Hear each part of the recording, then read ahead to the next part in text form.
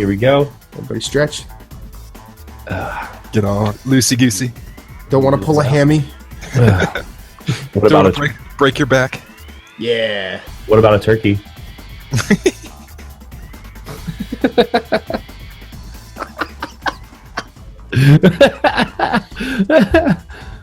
You're not even a dad. You shouldn't be making dad jokes at that level yet.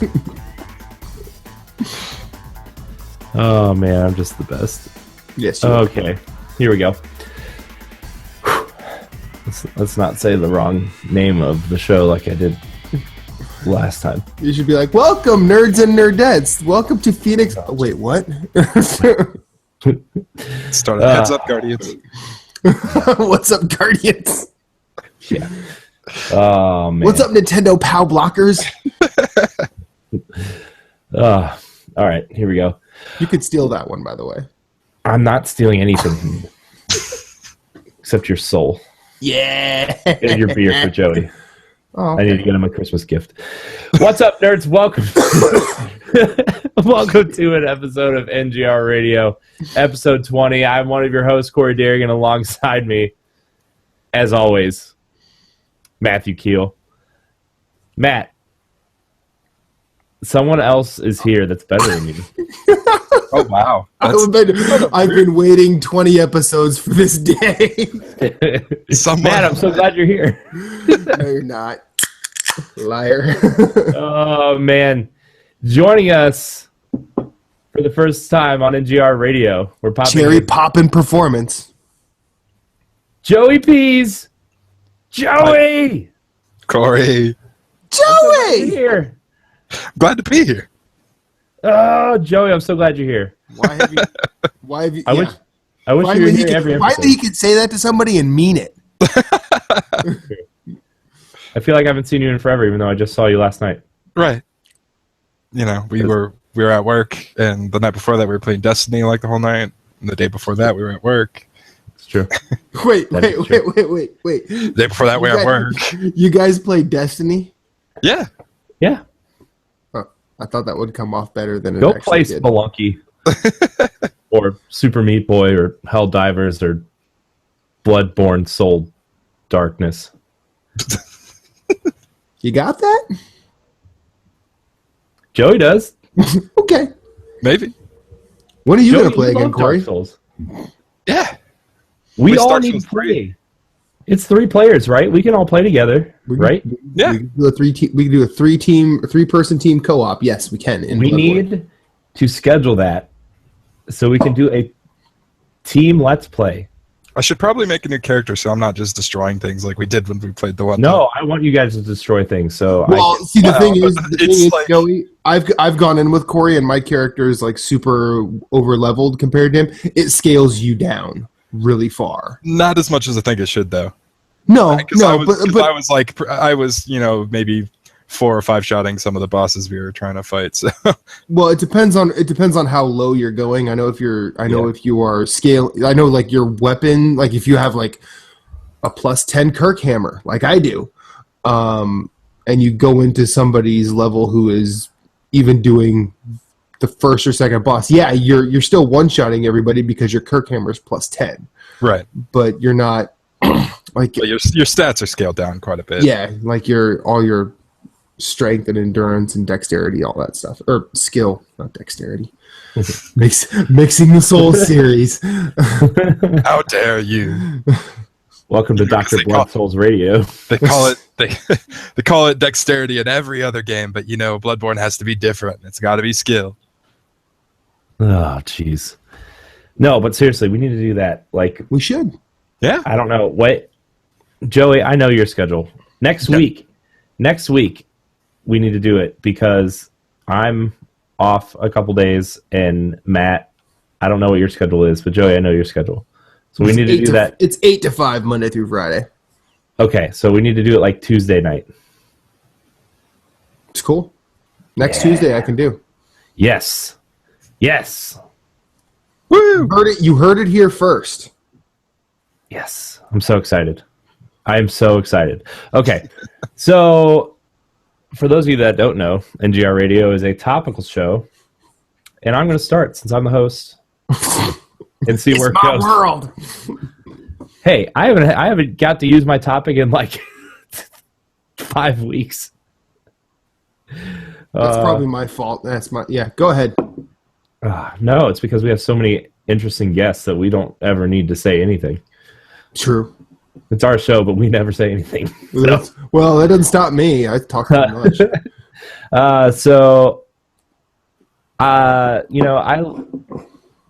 I've been eyeing this NES Mini Classic console, and I want one real bad, but I haven't gotten one yet. So I kind of want to talk about our favorite classic consoles. Now, classic consoles is a very broad term, so I'm going to narrow it down for you. Since some of our audience may be a little younger, I'm going to go anything before the HD era of gaming. So anything before 360, PS3, and I guess you can throw Wii in there too. Wii's in the HD era. That's true. Might not have been HD itself, but it was in that era. Hey, if you got component cables, it was 480p. That was higher definition than things.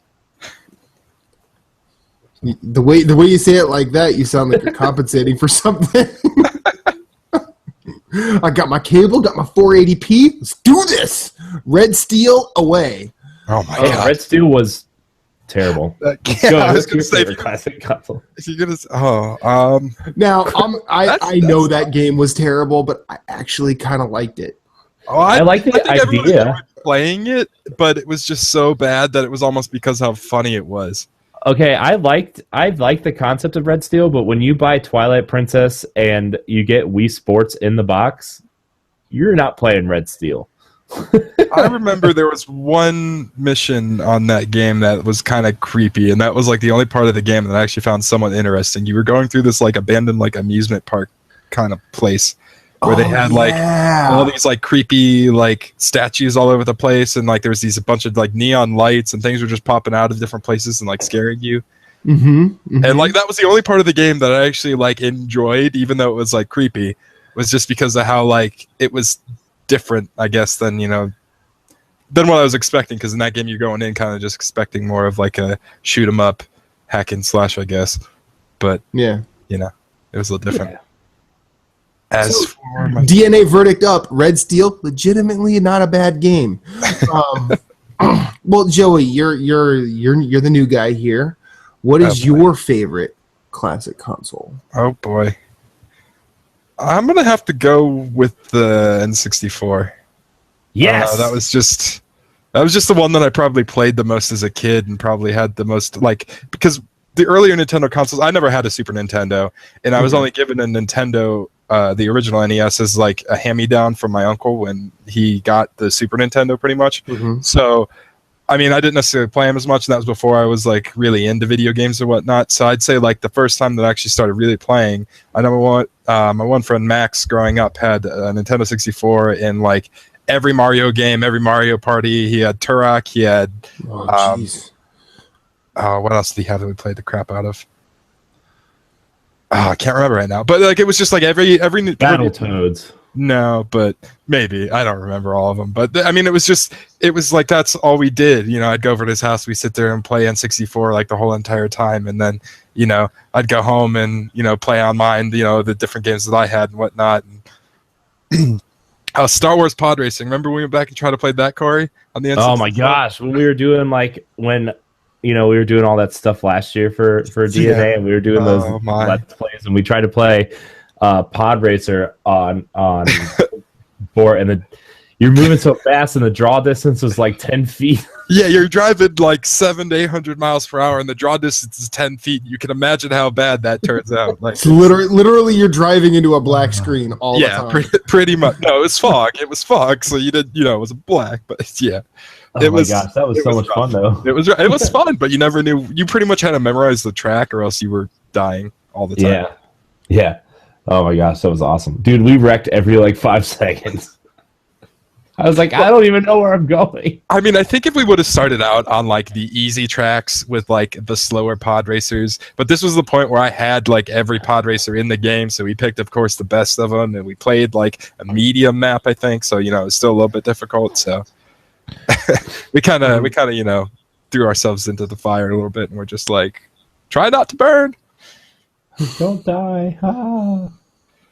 Ah. So yeah, N64 is my choice for that. Okay. Matt, what about you? Mine is probably an easy mode pick. Mine is the NES, and the only real reason I say that is not because of its library, not because of what it did for console gaming as a whole. Growing up, it was the one video game system, and I had most of them, or I was fortunate enough to get most of them at various points in their lifespans. It was the one that the entire immediate and extended family leaned into, saying, it's okay to get these kids games for gifts. So like Easter or birthdays or Christmas or any holiday that it was deemed necessary to exchange gifts at, my cousins and I all got a Nintendo game, and we all shared them amongst each other. And it was actually an oddly binding force between us as cousins, because like it was mainly my mom's side of the family, and she grew up in a family of 10 kids. So I had a metric ton of cousins to share Nintendo games with. And luckily for me, I was the one that just sort of kept playing games well after everybody else did. So by the time I ended up passing along my Nintendo to a younger person, because I either had too many games on other systems that I was playing, or I felt the need to say, hey, you might need this kind of fun in your life.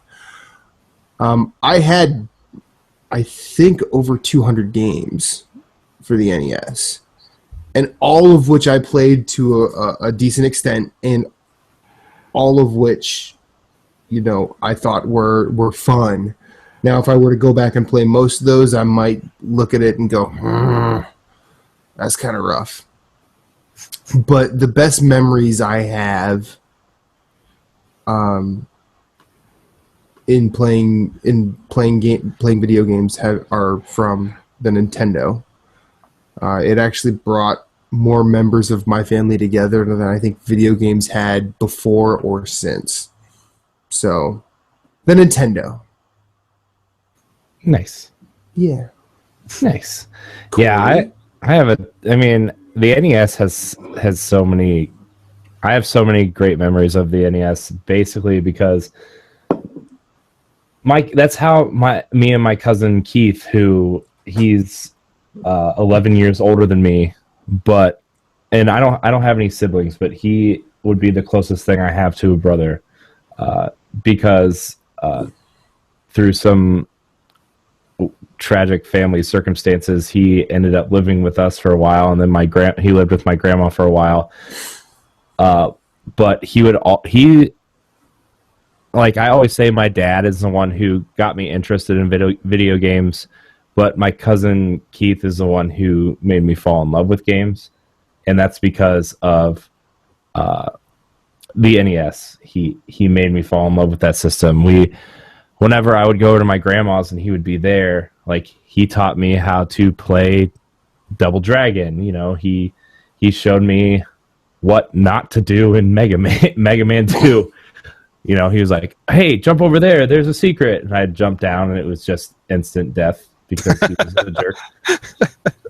Oh, Mega Man! I know. I still have a love-hate relationship with Mega Man to this day because of him. But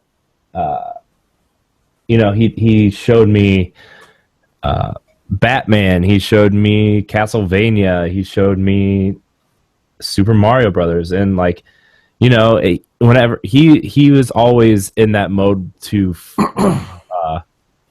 whenever something new came out, he'd always get rid of his old stuff. So he ended up getting a Sega Genesis, and he gave me his NES and his Master System. Ooh. Well, I never touched the Master System. I never even plugged it in, just because I love the NES so much. And you know, he gave me that, and then a couple months later, he gave me both Ninja Turtle NES games. Turtles in Time? No, that's Super Nintendo, Joey. Oh, right. I'm sorry. I'm not the one who played the game, so Joey. I just know that the 360 version of the game is apparently the most terrible game ever created. So It is. The Super Nintendo is the only correct way to play Turtles in Time, Joey. I mean, it wasn't that bad of a game when we were playing it the one time. I know, but you didn't play the Super Nintendo version. Right, but you and Brian were just ripping that game to shreds, and I'm just sitting there like, it's not that bad. You understand how many hours I put into Turtles in Time with Brian when we were little?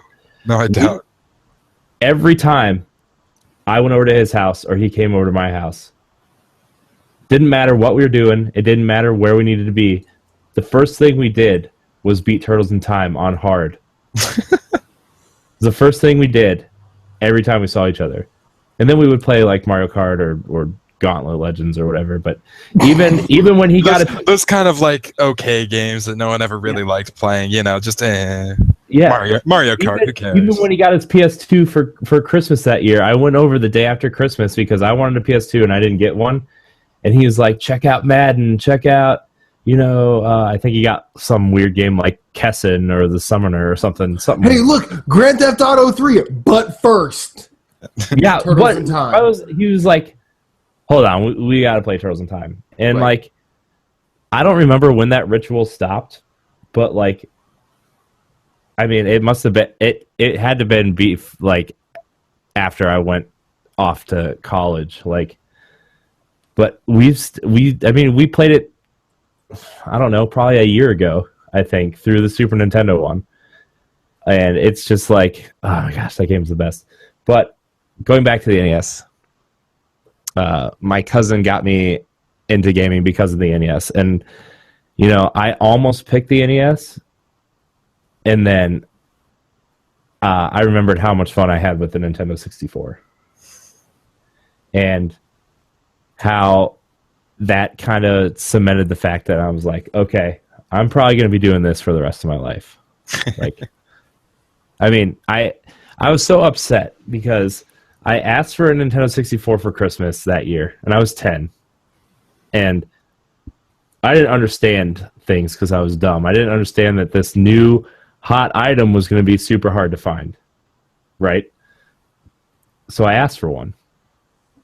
And my parents couldn't find one. My parents asked people to help them find one. I didn't get one from them.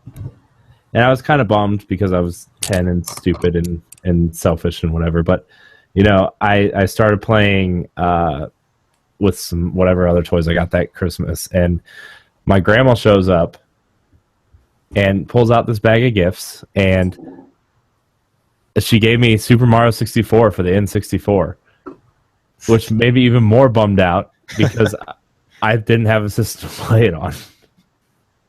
But she knew I wanted it, and then like after dinner and stuff, like my family was starting to leave, and my grandma pulls one more bag out of her trunk, and it is a Nintendo 64. She Christmas storied you. She did. She Christmas storied you, and you hate that movie. I hate that movie. That shit happened to you, Corey. That was your Red Ryder goddamn BB gun. Maybe that's why he hates that movie. No, except no, that's one of the most beautiful things that could happen. Except I didn't shoot my eye out with an analog stick. There's still time, dear egg. I mean, I've broken plenty of controllers. Don't get me wrong, but that's one thing I never understand, how you guys break controllers. Like, I've never gotten that mad to where I've just like decided I hate this thing and just spike it in the ground. Did Brian tell you the Assassin's Creed story? No. Oh my gosh, when the first Assassin's Creed came out, I was on that final assassination or whatever. Like, did you guys play the original Assassin's Creed where you had to like? You mean the best Assassin's Creed? Yes. No, that was the second one. Assassin's Creed 2 sucks. What? Okay. Black Flag is the best Assassin's Creed. I haven't played Black Flag, so I don't really have a basis for so comparison. Yeah. So I'm going off of the 4 I played, but I didn't play that one. I only played 2. So 1 and 2. I was running. I was fighting off all those guards, and like at the very end, like they circle around you, and you have this like one-on-one duel with this dude. And I had his health down so far, and he killed me. And I chucked my controller at my TV, and I missed my TV probably by about like this much, and it hit the front of my entertainment center and shattered the controller. I was like, that was the last time I think I really, really broke a controller by being so mad. But like, I was like, huh. You know, I think we should not talk about you playing Bloodborne again, because there's going to come a couple of bosses where you're going to want to do just that. We should let him try to play the DLC bosses by himself and see how that goes. I mean, I picked those up, by the way, the other day when he texted me, Joey, for $8. Nice. I want to see him go. I can't wait to see him go after like Amygdala. Yeah. Or Martyr Logarius. Oh, yeah. Those guys are good for a cheap shot, dude. Yeah. See, if you get good at parrying, Martyr Logarius isn't too bad, but like you have to get good at that timing. I mean, I know he was one of the ones I had the hardest problem with, because I never parried anything in that game until I got to him, and then I learned quickly because that was the only way I was going to be able to beat him. See, I'm actually pretty good at parrying, but I can't parry him, but I could beat him. Yeah. So. Yeah, me too. Maybe. We'll see. No, I'm terrible at video games, Joe. You know that. I can't wait to get to Eric's. I'm be like, Corey, go in there, have fun, and then just leave. Did we kill the spider boss, Corey? I know we got close to Rom, but I don't know if we killed him or not. I don't know. I don't remember the last time we played. I don't remember what we did. Because I know we were at the college, and yeah, well, there was all those weird fly creatures that latch onto your head, and frenzy the hell out of you. That's where I was. I walked through this doorway, and these people were sucking on my face and taking away my insight. Right. Yeah, the brain suckers. Oh, is it the Upper Cathedral Ward? No. There's one brain sucker there, and it just kept like instant locking Corey, and then each time he would like take do a blood vial, and then after that he would get like stuck again and be grabbed out. It's just yeah. It was literally like it would suck his brain, take his insight, he'd blood vial. It'd suck his brain, take his insight, he'd blood vial. Like it would have been better if he would have just died, but he ended up losing like all of his insight. Oh my gosh, it was terrible. Bloodborne's such a good game. Yeah, I am a terrible video game player, and I'm surprised I did as well in the Gears of War Let's Plays that are going up. Well, by the time this goes up, they'll all be up on our YouTube page, but. I only died like once through the whole campaign. Pretty proud of myself. Nice. But Gears of War is one of those games where I'm like, I actively let people know that I'm okay at that game because it's the one game I'm actually okay at. So, but what were we talking about? Where was our conversation going? The NES. The N64. Right. So, like, I remember getting Mario 64, and then I just remember, I don't even know why it's my favorite console, because I have so many terrible, terrible gaming experiences. Like, I hated Ocarina of Time for the longest time because of my experience the first time I played that game. Is that why Twilight Princess is your favorite still? Yes, that's exactly why Twilight Princess is the best Zelda game ever. Well, okay, so you've never really explained this to me. How bad was your Ocarina of Time? Story? No. I told the story on this show before. No, not to me you didn't. Your Ocarina? I don't... No, you've talked about why story? Twilight Princess was the best. Yeah, you've always said why Twilight Princess was amazing, but I don't think you've ever told me. And I've always said Majora's Mask is way better than Ocarina. Yeah, I remember you saying that, but I don't remember why you say you don't like Ocarina. Oh my gosh, I can't believe I never told you guys the story. There's plenty of opinions like that out there. Ed's here. Guys, Edward Varnell at that retro code. E to the Vizzy. How are you, sir? I'm doing great. How is everyone doing? Good. Ed, it's Joey. Joey's here. Hi. Hi, Joey. How's it going? Good. Wait, you're just in time for the best/worst Ocarina of Time story ever. Oh, wow. We're talking about our favorite retro consoles, and me and Joey both chose correctly on N64. Oh, no. So, okay, so here you can tell me why I'm wrong after I tell the story, okay, Ed? So here, so when I got Ocarina of Time, like I was obsessed with Link's Awakening on Game Boy because like I don't know how many times I beat Link's Awakening on Game Boy. And I got Ocarina of Time, and I went to play through it, and I'm like, yeah, this is sweet. And then I was an adult, and I was like, yeah, this is awesome. And then, you know, all my friends were telling me, like, the Water Temple was super hard, and I was like, yeah, no, it's not. I beat it. I beat the Water Temple, and I beat the Water Temple, and I got to the Shadow Temple. Oh, I know this story. Never mind, I have heard this. And I didn't realize you had to go back in time to complete the Shadow Temple. So it took me, like, a year to figure it out. Because you were trying to do everything as adult Link, and you didn't realize you had to be young Link to do it. Yeah, I remember this. And then I was like freaking out, and I like flipped through I went out and found the strategy guide, and like I don't know, dude. It just took me like a year to figure out I had to go back in time. That's to the Shadow Temple, and like I hated that game so much ever since. I didn't even beat Ocarina of Time until after Majora's Mask came out. What? Yeah, like I started Ocarina of Time when it came out, and then I didn't finish it until after I beat Majora's Mask. I beat that game a week after Christmas. I think that is the definition of noob sauce, sir.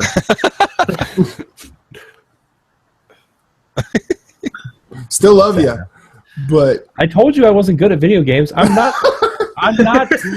But like, I am not smart. I'm pretty like, because I had no problems tearing through that game when it came out. You're also 15 years older than I am. No, I'm 37 years older than you. 30? Uh-huh. Yeah. I was born in 46 BC. Wow. Oh, so you know Jesus. You know good old JC. We hung out, man. I knew it. No, so that's why that's the first book of the New Testament. This guy. Wait, what? He's sly. Matthew, Mark, Luke, John, dude, come on. Oh my goodness. But yeah, that's why, like, and I still haven't gone back to like actually take the time to play Ocarina of Time, like really sit down and try to go through it again since then. And like Wow. I bought it on 3DS, and every time I start up that game, I get through the Deku Tree Temple, and I'm like, I'm going to keep playing this, and then The Deku Tree? and then I just stop. Yeah. What's What's the Deku Tree? Well, it's spelled DEKU. What Nintendo notoriously did not use voices, so you didn't know how to say it. So I called it Deku. Other people called it Deku. I called it the Dookie Tree for a long time. I mean, Wow. you're not. I can't even argue against that. If you want to have a problem with words, it was Ninja Gaiden for me. It was Ninja Gaiden or Ninja Gaiden. And you were like, what is the name of this game? I used to call it Ninja Gaiden. That's what I me too. used to call Yeah, it. me too. And it was Ryu, not Ryu. For Street Fighter. That's right. Yeah, I call him Ryu. Well, I always thought it was Ryu because I called the main character from Ninja Gaiden Ryu Hayabusa. We're terrible English people.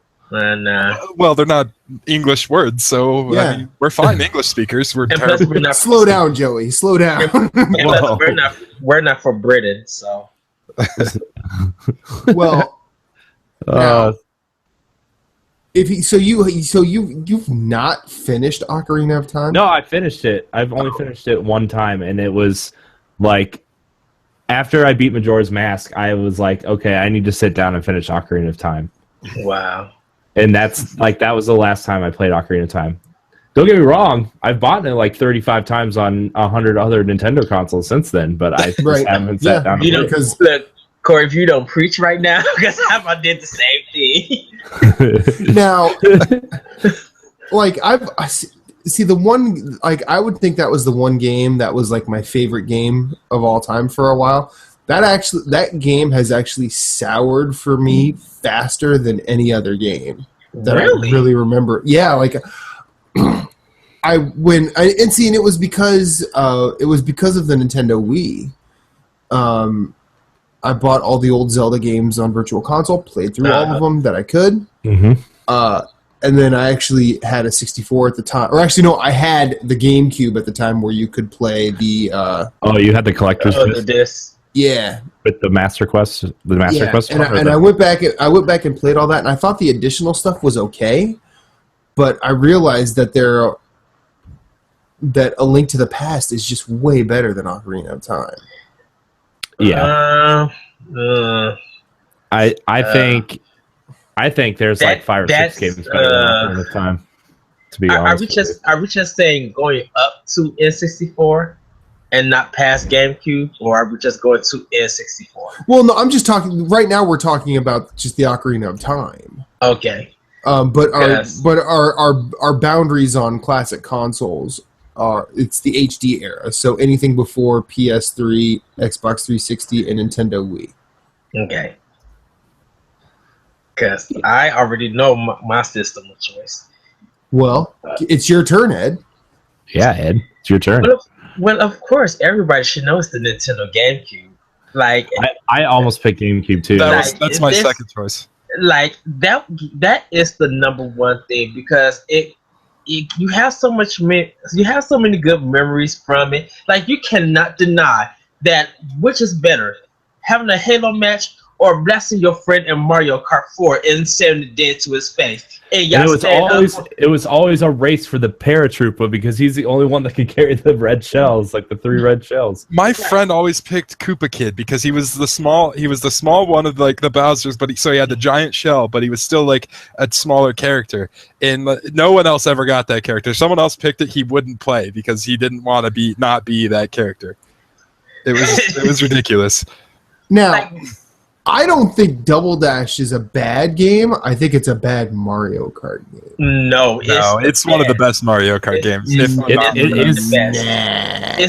one of the. I mean, I appreciate how far they stepped out, and it's actually mechanically very, very fun. I'm not here to argue that, but there are probably 3 or 4 Mario Kart games better than Mario Kart. Oh, I freaking said it, Ed. Mario Kart 8. Mario Kart 8. I think Mario Kart 8 is a little bit better than Double Dash in terms of like mechanics, but I still think Double Dash might be my favorite Mario Kart. But fair. You could. That's fair. Mean, all you young whippersnappers. I could about young whippersnappers.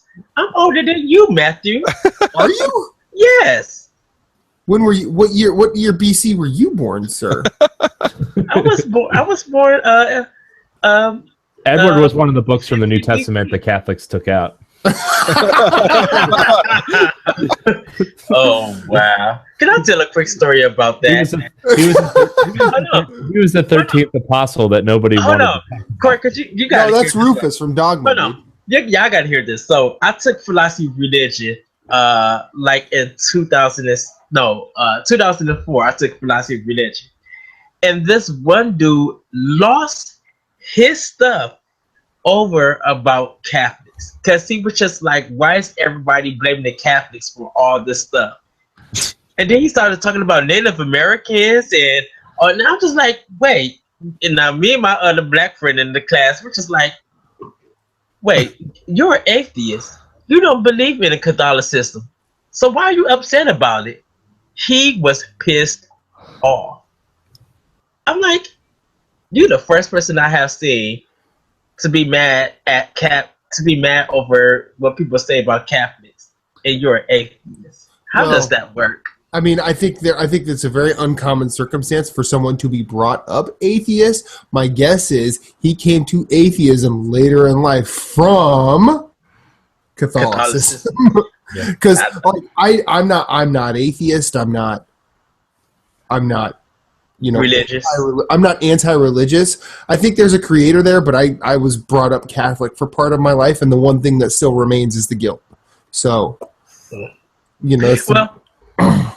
well, back to GameCube. Resident Evil 4 changed kind of how you guys played the cover-based shooters, I should say. I mean, kill switch, yeah, but or kill dot switch, depending on how you want to see it. You had a great goodness, The Legend of Zelda: Wind Waker, Metroid Prime, Super Mario Sunshine. You had Odama, the pinball game that was mixed in. Like I said, Beautiful Joe 1 and 2. Beautiful Joe, yeah. Eternal Darkness. You had a lot of classic games on the GameCube. You have the Wavebird, where you could play in the bathroom if you was right in front of your TV far away. Like, you had the Wavebird had a good distance to play games. Whereas being for a wireless controller, you got, of course, Rumble Pack was N64, but you had a lot of great games on the GameCube, and it was kind of the first system I could say that when you put it in, after it loads, it shows a little black screen that you can move around and do tricks. You barely heard that system. You could barely hear the GameCube, and you were just like, "What? Oh!" And then they added on the Game Boy Advance adapter, so now you can play. Now it comes two systems where you can play your Game Boy Advance games on your TV, just like you did the Super Game Boy. So you got a lot out of your GameCube, and it was cheap than everything else. And it also kept working. I mean, I know at PlayStation 2 were notorious for you put in the disc and you had to sit there and wait sitting next to the PlayStation if you had to turn it off and turn it back on to get it to work. Yep. Exactly. Like, I don't ever remember having that problem with GameCube. I think every single time I ever put a disc in, turned it on, it was good to go. Yeah. See, to my knowledge, the GameCube that I had, actually, I passed it along to a relatively young kid, and apparently he grew out of it, passed it along to somebody else, and that thing's still working. And my GameCube still works too. And can I tell you, like a month ago. In the past couple of months, even over the summer, people have been looking for GameCube games in the system. Yeah, because they were just like, "Well, we missed out." I was just like, "Oh, you way past missed out." Like, there's so much on this system that you should have played when it was available. And if you didn't play it, good luck, because you're going to spend some money trying to play it. Yeah. If a swap meet got it or a thrift store got it and it's a good deal, pick it up right there, because like it's kind of hard. Won't see it again. Yeah. So GameCube is like my retro system of choice. That system was so good. We got Pikmin for the first time. We got Metroid Prime. We got so many awesome games. And third party actually made some decent games. Remember Extreme G? Remember that stupid motorcycle racing game? Oh, I had that on the N64. Oh my gosh.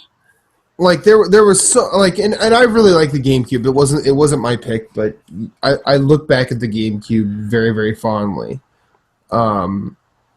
And I think that is a often overlooked system.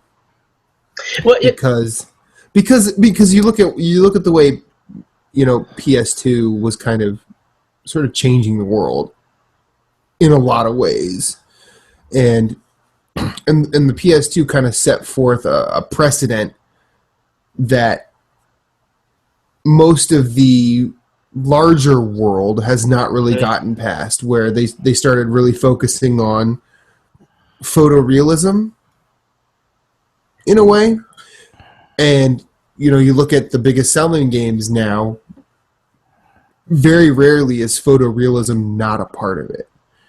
And whereas you had games like Eternal Darkness or Super Mario Sunshine or even Double Dash, or you had plenty of dumb fun about the GameCube, and that was kind of the principle that sort of that Nintendo started with the NES, and they have really sort of carried through. They're like they just want games to be fun, right? And this is kind of real quick. This is kind of how I view it. I think the Xbox was for shooting games. PS2 really, in my opinion, became well known because of their role playing games, since a lot of the role playing was on that system. And the GameCube was just for weird games, things that you thought that you would never play, but like you said, dumb fun. Like you would play something so weird and be like, "This is one of the best games that I've played in a long time." Yeah. Like, so it's like each system had their own strengths. That if you was a person who could own all three, you was kind of a powerhouse. Yeah. Of a game. Or you had a hard time deciding what to play. Exactly. Yeah. Did we? We all knew we played that stupid little purple box. Well, I played the black one. Oh, well, I got a purple one. I just called it the thing with the handle. Because that handle was amazing. Oh my gosh! Like I remember his helmets in Destiny, the lunchbox handle. Oh my gosh, I hate the Titan helmet so much. Don't get me started. Dude, I remember when I got my GameCube. Like it literally came out 2 days before my birthday that year, and what was I doing? I was at school, I think, and I got home, and my mom and dad went to Babbage's at Belden Village Mall. Remember Babbage's? Babbage's. Oh, yeah. Oh, Babbage's. And like, Babbage. I had software, etc. Yeah, so did we. And they had one GameCube left that somebody had canceled their pre-order, and it was a purple one. And they brought, like, when I got home from school, they're like, "Do you want your birthday present early?" I was like, "Yeah." And they gave me a GameCube, and then my dad took me out, and he was like, "You're allowed to get 2 games." And he took me, and I got Luigi's Mansion and Tony Hawk 3. I forgot this. Luigi's Mansion is such a good game. Oh my gosh, it's so awesome. I forgot the Dreamcast was also out during that time.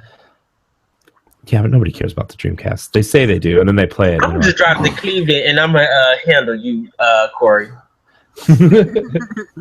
Well, like the Dreamcast is cool because it's probably the last released system that was just about games. It was an arcade system. That's what it was just games. Like no, and then everything else after that, you eventually had to do Netflix or other things apart from games. But the Dreamcast, yeah, once that PS2 came out, like it was like a media center because of the DVDs, or like you were saying. Sorry. Yeah. You could play CDs in your Dreamcast. Put CDs in there and start listening to music. You can't play Dreamcast games in your CD player though. Well, yeah, but you can't play PlayStation games in your DVD This disc is made for your Dreamcast. Have you ever put a Shenmue disc in your CD player? No. It starts saying that like all. This is a data track. Please do not play the data track. It's great. It's great. Yeah, and then they started like all the characters from Shenmue start saying it, and like That's ridiculous. Dumbest thing in the world. That's awesome. You should YouTube it. Didn't they just do that on one of the Giant Bomb podcasts? It was the Giant Beastcast that did it. Yeah. Oh my gosh, it was awesome. It is the dumbest thing in the world. Oh my gosh. But I did not like Shenmue. Mainly because I didn't get it. But I still don't get it. Yeah, I still don't get it either. I mean, I know for me, I ripped the music off of Grand Theft Auto 3. I had bought the PC game and then put it like in real player, and stole all the music tracks from the game onto Real Player. It just took Game FM. That's all I played in my whole car. Well, and the thing is, like, most of the soundtrack from Grand Theft Auto 3, if I remember correctly, is from Scarface the movie. Well, the Al Pacino movie. A lot of those songs aren't in Grand Theft Auto 3. Oh, wow. I can listen to the hip hop station. I can listen to nothing else. Yeah. Joey. Yes. You got a topic? I don't know. What do you mean? Corey, new guy didn't do his homework again. Joey! Hey, I was told as I was going into work today that I needed to come up with a topic. That's right. That was 7 hours ago. As I was going into work to work for 6 hours. You should be ready. Well, if you don't have one, I don't have see that. one. The problem is I don't necessarily know what all topics you guys have talked about. I've watched a couple episodes, but I haven't gone through all 19 other episodes. That's okay. Hold on. There was literally a 2-episode stretch where I did the same topic both weeks. So don't worry about it. Hold on. Lee is in the YouTube chat. Says he has a topic. Which is, and I bet it's gonna be something about PC. Watch. You know what? I love Lee. I do. But we should give Ed a chance to give his topic. That's true. Sorry, Lee. Did Lee write a question? Or You gotta come on the show to give your topic. Yeah. You and Lee, if you're listening, look me in the eye, right here. He's probably listening. You and Becky need to come on this show together. I know. Make it happen, Lee.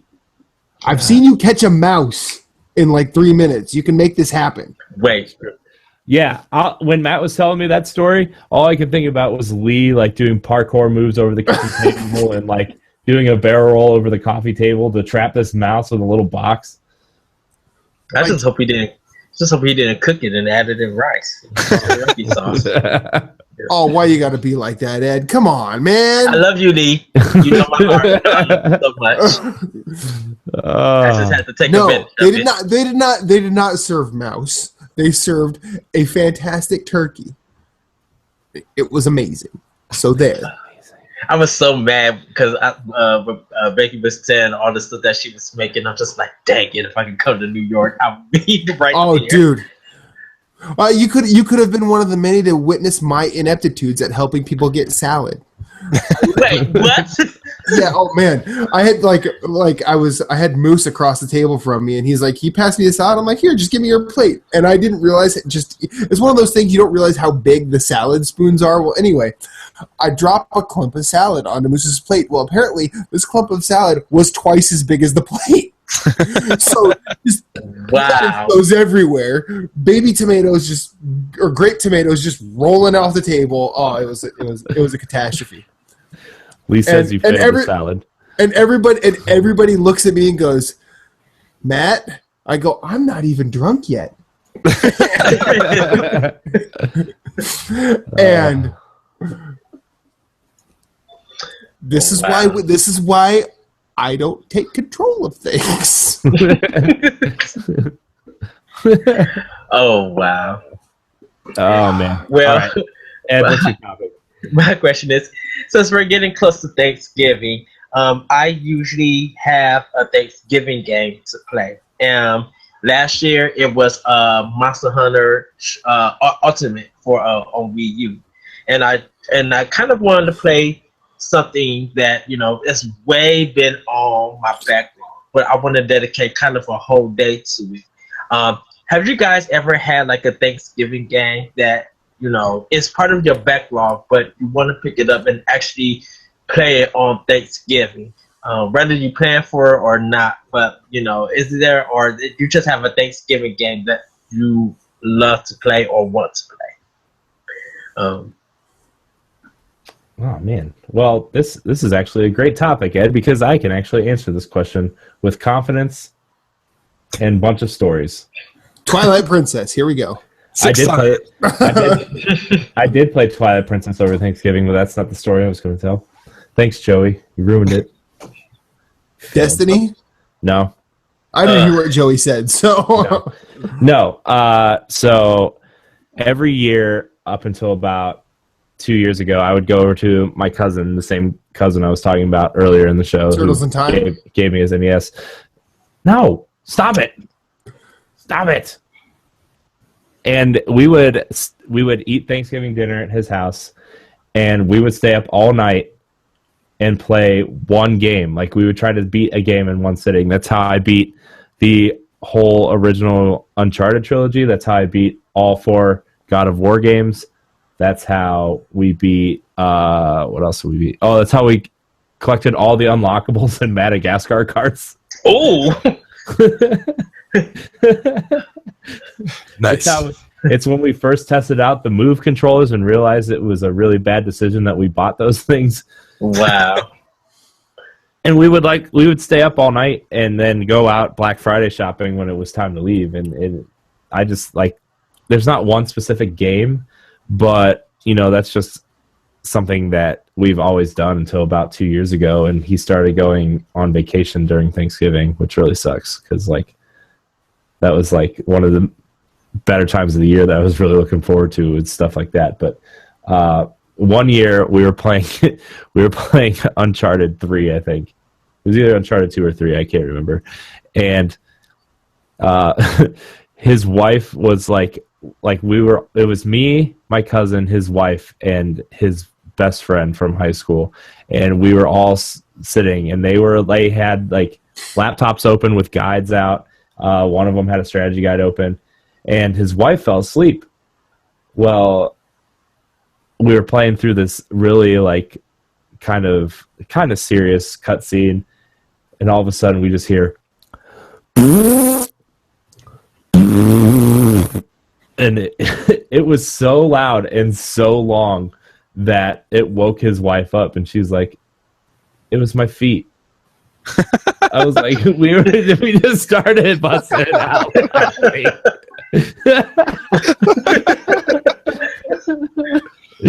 Wow. It was so funny. Really? It was your feet. Yeah. That was her excuse. Oh my gosh. My question is, did anybody actually look at her feet and be like, really? Yeah, we were like, come on. You couldn't have at least blamed it on the dog who was laying right next to you. You had to say it was your feet. Wow. Oh my No, god. because the dog probably woke up and went, "Nah, I'm not staying next to this." Should the dog probably got up and dipped off and be like, ugh. Nasty. Dog's like, "Bitch, what the hell?" Oh, it was so funny. Oh, it was funny. Well, Joey, do you have a favorite game? Or is there a game that you're planning, even if this year, is there a game that you're planning to play for Thanksgiving? One thing? Path See, of Exile. my Thanksgiving, well, I don't know. I play Path of Exile all the time. I probably should play something different. My Thanksgiving consists of me going over to one of my grandparents' house most of the day, so I don't really have a whole lot of time to play video Are you going games to the most of party the time. pooper grandparents or the fun grandparents? The party pooper ones. Oh no! Yeah, I hope that no one in my family has ever watches us, because then I'll probably get in trouble for this. But yeah, not the fun time one, but it's all right. I still love everyone in my family. I enjoy seeing everyone, but there's the one side where we enjoy so much food that you can't even imagine ever eating half of it, and then there's the other side where it's kind of like there's it's just kind of like bland, like okay food, like not really like the greatest, and everyone on the one side is all they drink and have a great time, and then the other side everyone just kind of sits around and talks for 4 hours. So Wow. yeah, it's it makes life interesting, I guess. But for me, I'd say if I do get a chance, the one game series I never actually got to play that I really want to is the Half-Life series. Like everyone, You'll be fine skipping it. Don't worry. seriously, everyone Yes. I know who's ever played the Half-Life series loves it and is saying like it's. Play Metroid Prime. I played Okay, I played one, 2, And and 3. forgive me for saying this. I don't know why I'm saying it. Continue to play Destiny. and that's a If big you don't thing know for me why saying you're that. saying it, then why say it? I have to agree though. I can't. I tried to play Half-Life 1 and I could not do it. I couldn't do it. I mean, You have to remember that these games are 20 years old now. right. And Even that's if they're so- 20 years old, Half-Life it's not a good game. Super Mario Brothers is Dude, 31 no. years old. I'm not going on good or bad. We're talking about a game that changed games. right. That's Right. That's like It's everyone Very says, rarely is a game that changes games a bad game. I think you might need to sit down, Ed. Just saying. No, Half-Life and Half-Life 2 Is this where I butt in belongs about in the Final garbage Fantasy can VII where being they a bad came game? from. wow. I don't think I've ever met anyone who actually disliked those games. Like 90% of the people. There's a lot. You don't know me very well. I mean, I'm going to tell you. I'm going to tell you right There's now. a long list. There's a long Metroid list Prime. As someone who played Metroid Prime and loved Metroid Prime on GameCube and on Wii, I don't really think it holds a candle to a thing that did what Half-Life did. However, that argument coming out of my mouth doesn't really hold much water because I've never played the Half-Life series. I tried Half-Life 2. I still have it on Xbox. My friend, he let me borrow it. And I was just like, this is... Oh my goodness, if you thought Grand Theft Auto 5 was broken, try Half-Life 2. I'm like, this is just... Well, but see, you're also trying it on a console and you know...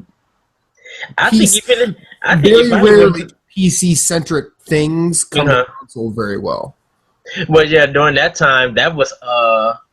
Orange Box. Orange Box, yeah. Well, no, not yet. Yeah, it was the Orange Box. No, because Half-Life 2 came. Half-Life 2 episode 1 and 2 were in the Orange Box, weren't they? Right. Yeah, but not the original Half-Life. Half-Life 2, yeah. It was episodes 1 and 2, so the add-ons plus Team Fortress 2 and Portal.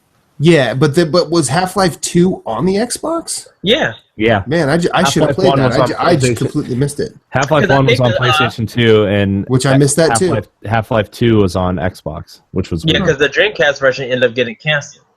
Yeah. Huh. Because they... I have it on Steam because I bought the Valve bundle or whatever, so that's where I was planning on trying to play it. I mean, if you want to play it, you'll probably enjoy it. Joey's going to love Half-Life. It's going to change his life. Probably. It won't change your life. You'll probably be under the table drunk by the first level and just be like, this is... Where's the garbage can at? Well, he'll be drunk because he just got done eating a crap load of turkey and drinking beer. That is true. And then he's like, time for Half-Life! Whoa, Half-Life. I love this. And then realize that it's... He'll be like, go home, Joey, you're drunk. And then Joey will be like, but I am home. And then Ed will be like, that was fast. Oh, man. Matt, what's your Thanksgiving game? Probably Bloodborne this year. It's probably going to be Bloodborne. Well, see, the thing is, like, the past few years, I've never really had plans to play a game on Thanksgiving, but I've always ended up doing it. And it usually just depends on what sort of comes about. Like, through most of my time with the PS3, I ended up playing Mod Nation Racers a lot on Thanksgiving. Because that is a kart racer that is better than Mario Kart. There, I said it. This year, I actually don't know if I'll be playing games on Thanksgiving. Then why are you even on this podcast? Get out. All right, been real. You don't put them headphones back in here. He's not going anywhere. Yeah, you guys are the only people that'll talk to me. But if I could play games this year, I would love to actually spend a lot of time with either Crypt of the Necrodancer, This War of Mine, or Salt and Sanctuary. And hopefully I get to do at least one or two of those. But then again, it'll probably come like, I don't want to play these. I'm just going to play Bloodborne or Spelunky or Super Meat Boy or Dark Souls 3 or Dark Souls 2 or Demon Souls. I don't have a PS3. I need to buy one. See, the only reason I was ever going to buy a PS3 was for the Kingdom Hearts games, but they're already putting them on PS4 now, so I don't have to worry about that. I hope they come to Switch. Why do I hope they don't come at all. Give me 3 and finish this stupid series. Oh, it's not ending. Yeah, you really think they're going to end the game? It is a new beginning. You watch. It is a new beginning. It's going to be like start off and then it's going to be like Star Wars Episode 7 again. Watch, they're going to have Kingdom Hearts 3 for PS4, and then Kingdom Hearts 3.100.56 pi for like 3DS or something. You'd be like, really? Another spin-off? This is the story that follows the conclusion of Kingdom Hearts 3. But there's some other character that was in some dreamscape that you didn't know. The black Ed? that he had was transferred from some kind of hospital from Persona. What are you talking about? What's stupid? Oh, goodness. Ed, you have way too much salt in your diet. You are really angry, sir. Because the Kingdom Hearts series, as good as it is that this, like I keep saying, there should be no series where there's more side story games than the whole actual story of the main game. This started as a PS2 Sony exclusive. You should have did 1, 2, 3, been done with it. Why only stop at 3? Why can't they just do 4? Because you made most of your money off a Nintendo game and barely anything off your Sony game. So that's a problem. They could do a Kingdom Hearts 4 or a 5 or a 6. Because here's the thing, as long as those games sell, they'll make as many as they want. It won't sell. My only problem with those games was that they released them across multiple different consoles, so you had to own all of those different consoles to play one series. Like, amen, sir. I think they should have all been on the PlayStation series, or all been that's for Nintendo systems. That's why I said. Why are there more side stories than the main story itself? Like, how in the heck do you have almost 2 prequels to a game that? Okay, Birth by Sleep is the actual first one. But then somehow 352 days and Kingdom Hearts 2 is supposed to be happening somewhat together 352 days is supposed to happen when Chain of Memories. Chain of Memories is happening. Yeah, those two happen at the same time. But that doesn't make sense because we didn't know nothing about Roxas and stuff till you made so because you completely made a sequel to a storyline to a game that had nothing to do with anything that you didn't hint at in the first game. You didn't mention nothing about Organization 13 until you put Part 2 out. But now that you got Part 2 out, now you want to create a side story to how all of this came about. No, you was trying to make money because something in the budget you didn't meet. Well, you also, I mean, on that note, the Square is Square, right? I'm not crazy. Yeah. No, they're not communists, so let them make their money. I mean, I've not played any of the. I've played Kingdom Hearts 1 and Kingdom Hearts 2. I didn't play any of the side games. I have the remastered ones for PS3 because I love that series so much. I just haven't. I never had a chance to play it. I hope to eventually. But same goes for Witcher 3, which I bought day one and still haven't played. I got to get more into that one. I need to get the PS4. But see, the thing is, I see your point as to, why more side story games than actual main story games. But at the same time, I also think that they're just. I think that the Kingdom Hearts games are very sound gameplay, and then they're throwing in story later. In a way. Yeah, I agree with that. Here's the thing. Let's examine the premise of Kingdom Hearts as a whole. All right, you have someone who actually sat down and was drinking that bottle of Jack Daniels. Probably. I mean, Jack Daniels was probably more than welcome at the party, but they probably said, "Hey, man, you know what's not been really done in games? Disney stuff." And they're like, "But we had DuckTales, we had Castle of Illusion, we had that other Mickey Mousecapades one." Mm-hmm. And other Disney themed games, and the Genesis had licensed games, and the Super Nintendo had licensed games that were really good. Yes, but I'm really high right now. What if we had all of them, And then throw in Final Fantasy characters. And then, you know, we're Square, right? We have this new Final Fantasy thing that's like a kind of a big deal. This new thing? It's been this new, on. Like, we just had our 7th one, and people seem to really like that. Why don't we do that? And then, you know, we're like, but how are you going to incorporate all of this? Different worlds, man. There's like a Sleeping Beauty one. There's a Pinocchio one. There's an Aladdin one. Why not?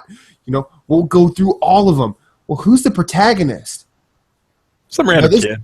Now this is where the story fell apart, because he's like, how about Donald Duck? Because he doesn't really have his own thing.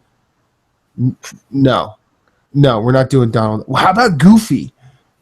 He doesn't have his own, but he's Goofy though.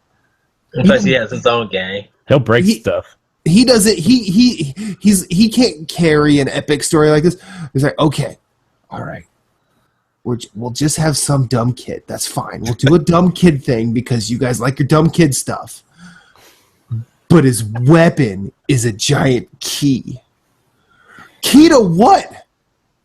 Whatever you want it to be, man. No, that's where he goes, it's a key to Kingdom Hearts. And then that's even better, Joey. Even better. And that's where he's like, and that's the name of the game. And I will walk out that meeting. How do we tie the key to Disney? We'll throw a Mickey Mouse keychain on there, and nobody will notice. And Mickey will have one too. Yeah, Mickey will carry one.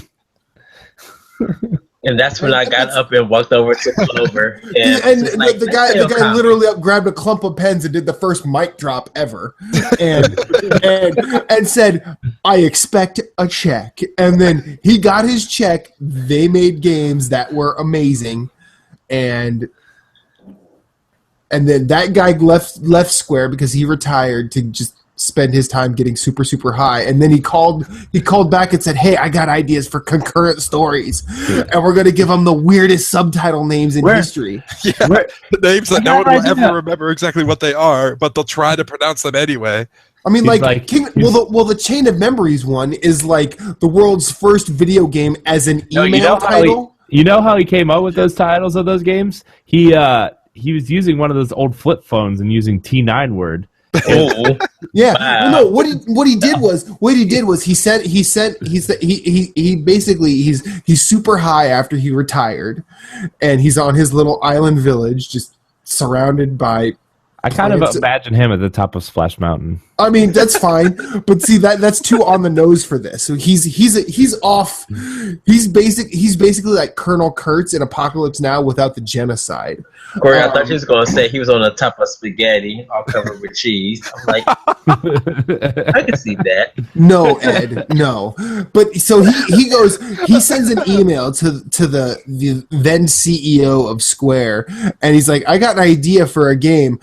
And then they went back and forth, and then he sent a reply, and it said RE: Chain of Memories. And then Square got confused and said, "Oh, that's the name of the game." But then they got that was the remaster. Recoded. The one that the original was just called Chain of Memories. It didn't have the little re in front of it. Right. Then my story just fell apart. God yeah, damn. You could do it with recoded. With recoded. No, hold on. I could finish. I can add on to it. So they thought of the the RE, and we're just like, well, we could, since this Chain of Memory is so good on the Nintendo platform, we could bring it to Sony's platform and just retitled it. And then they just forwarded an email, and it just said RE Chain of Memories. Yeah. Then they just copied and pasted it to the front of the box. And then they took the name and added coded to it, so it said RE coded, and put it back on the DS. I mean, see it in like the what is it? The 352 over 8 days, isn't that the one? It's 58 over 2 days or whatever. Yeah, because that one was him counting down the amount of time, the amount of days like he had been high straight. And then, well, I mean, if you play the games themselves, that kind of explain the titles. I mean, in Chain of Memories, you're going through like all of your memories because you're falling apart, like as your brain. I mean, if you, I don't, and then and this is why I don't want to play the game, because I don't want to know, because it's not funny if I know. Right, and then like then the other one, the 358/2, it's like because that's how long the two people that were the nobody and the other conscious of Sora were themselves.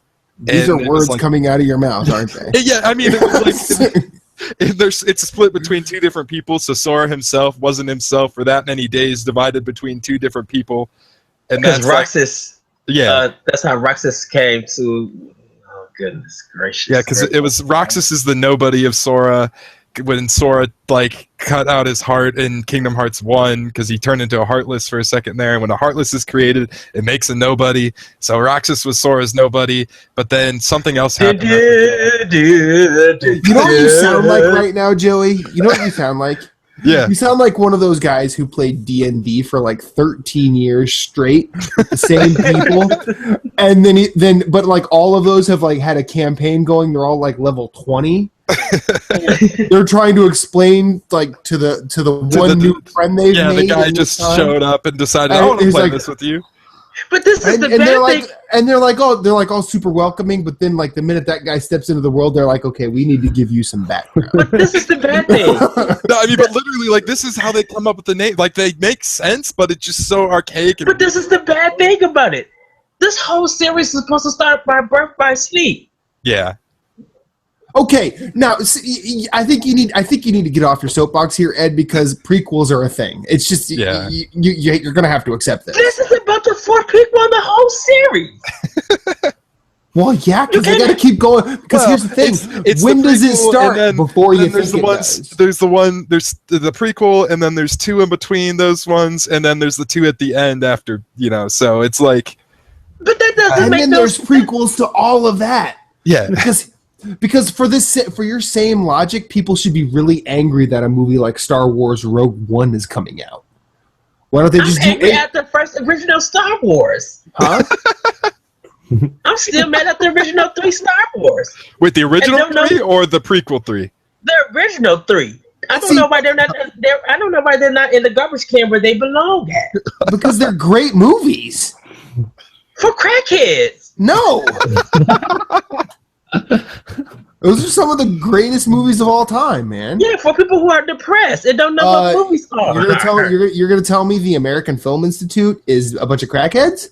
Have you seen the award shows where it's all a bunch of white people and maybe one black person wins? I'm not talking about award shows. I'm talking about the American Film Institute. That one black person is Will Smith.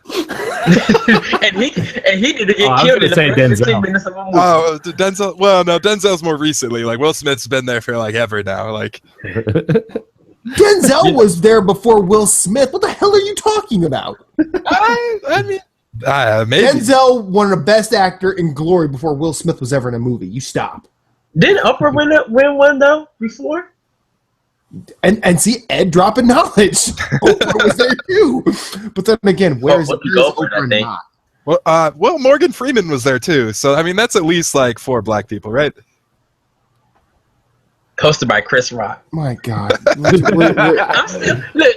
still happy that 36 Mafia got a award for it's hard being a pimp.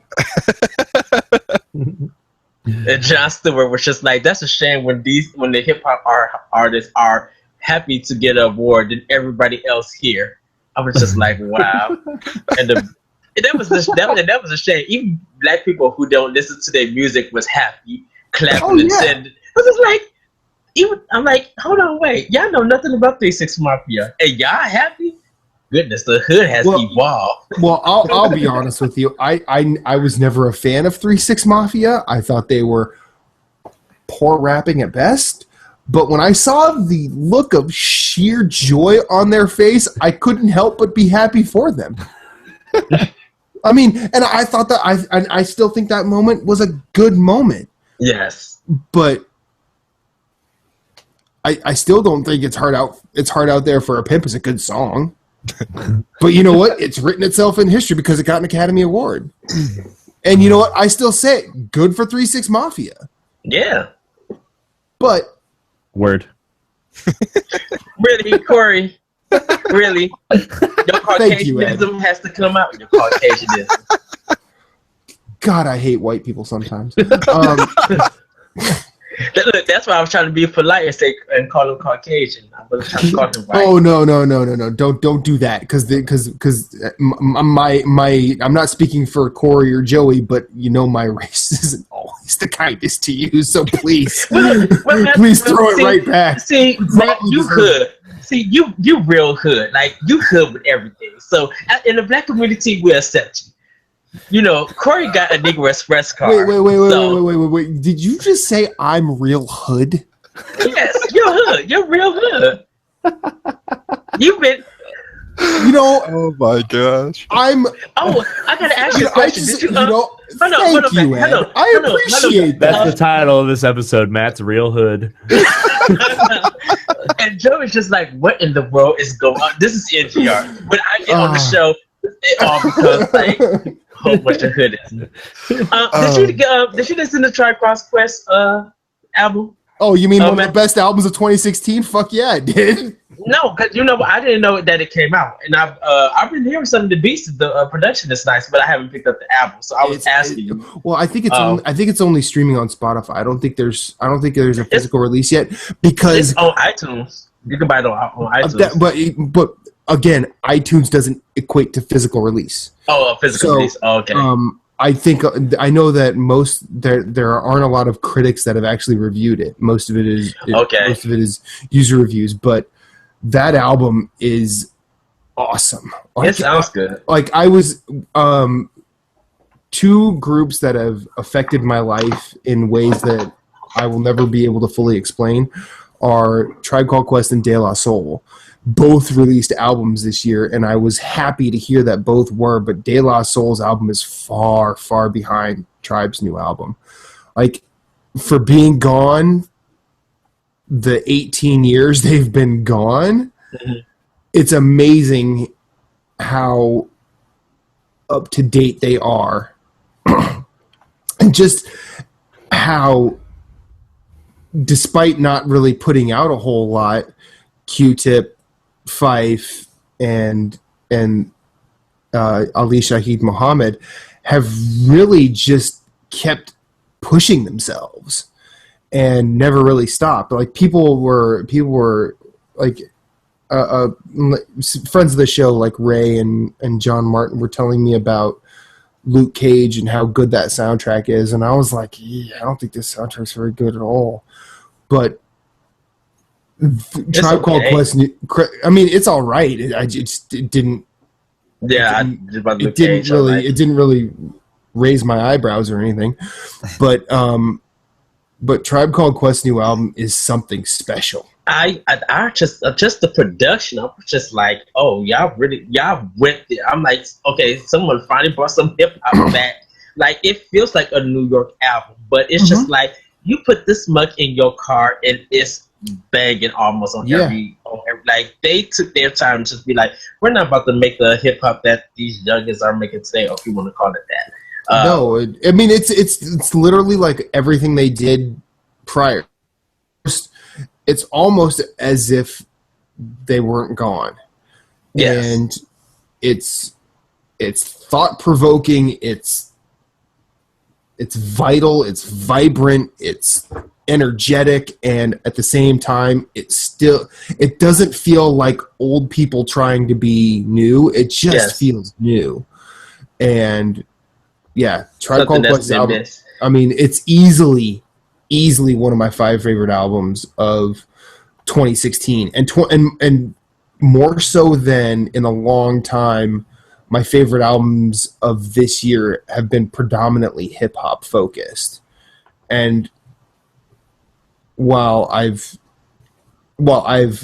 always loved hip hop, I've never loved the output of a year as much as I have 2016's. So, which is weird that you're doing hip hop and I'm going like pop, like Carly Rae Jepsen's Emotions Side B EP's like really good. It really is good. Like her Emotions CD. I think people don't understand is that she brought 80s pop and made it sound really good for the modern age. Like, I wouldn't go there. I mean, I think she does a good thing. Well, yeah, but I just think that on her second album, Emotions, I just like, goodness, like, you could play this whole album straight and just have a really good time. Like, that's how I kind of felt about it. And then, like, her side B, I'm just like, 8 songs. I'm like, it's short, but I'm just like, they still sound good. Mm-hmm. You know. Well, and I think that it's Emotions was kind of a surprise, considering she was known as her song specifically. Mm-hmm. I don't want to paint her in this light, but her song was definitely a song for the YouTube generation or the meme generation, because everybody was able to make a "Call Me Maybe" joke. Everybody was.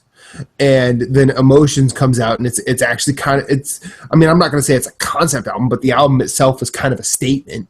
And I think the statement there is, hey, I'm not just some one-note pop artist. I actually have some things going on behind me. Now, I don't know if she wrote most of the songs or wrote any of them. Yeah, she wrote the whole album. Did she? Oh, even better. She wrote So there's that, you know, because she's not just some cookie cutter pop artist. She's not your Aguilera. She's not your, I love your Britney Aguilera. Spears. Now, I love Christina. Christina could just kill a song. Well, voice. She has a voice, but she doesn't say a lot with it. Like, I don't think she does. Like, there was that one album that came out around 2006, 2007. Is that the one with DJ Premier? I don't remember. Or it might have been. If you were to tell me the title of it, I would know it. But it was. I think it was the one that came out after Dirty. Because Dirty is stripped, and then the next one. Yeah, I think it was the one after that. Then that's the one she did with DJ Premier. That one was good. But like that album was a statement from her, very much in the way like Emancipation of Mimi was a statement from Mariah Carey, where it was, these women who are known for catchy songs, but they were using their voice in ways that they hadn't before. And should we mention like Deftones or Aerosmith just to make sure that Joey and Corey are included in the discussion? Because they're just looking at it like we know nothing about this song. I can't say any musical artist is bad because they do something. They have something that I don't have, is they can play an instrument and they can write a song, and I cannot do either of those things.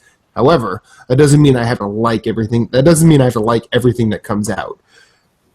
I never liked the Deftones. Always thought they were kind of overrated. Just my opinion.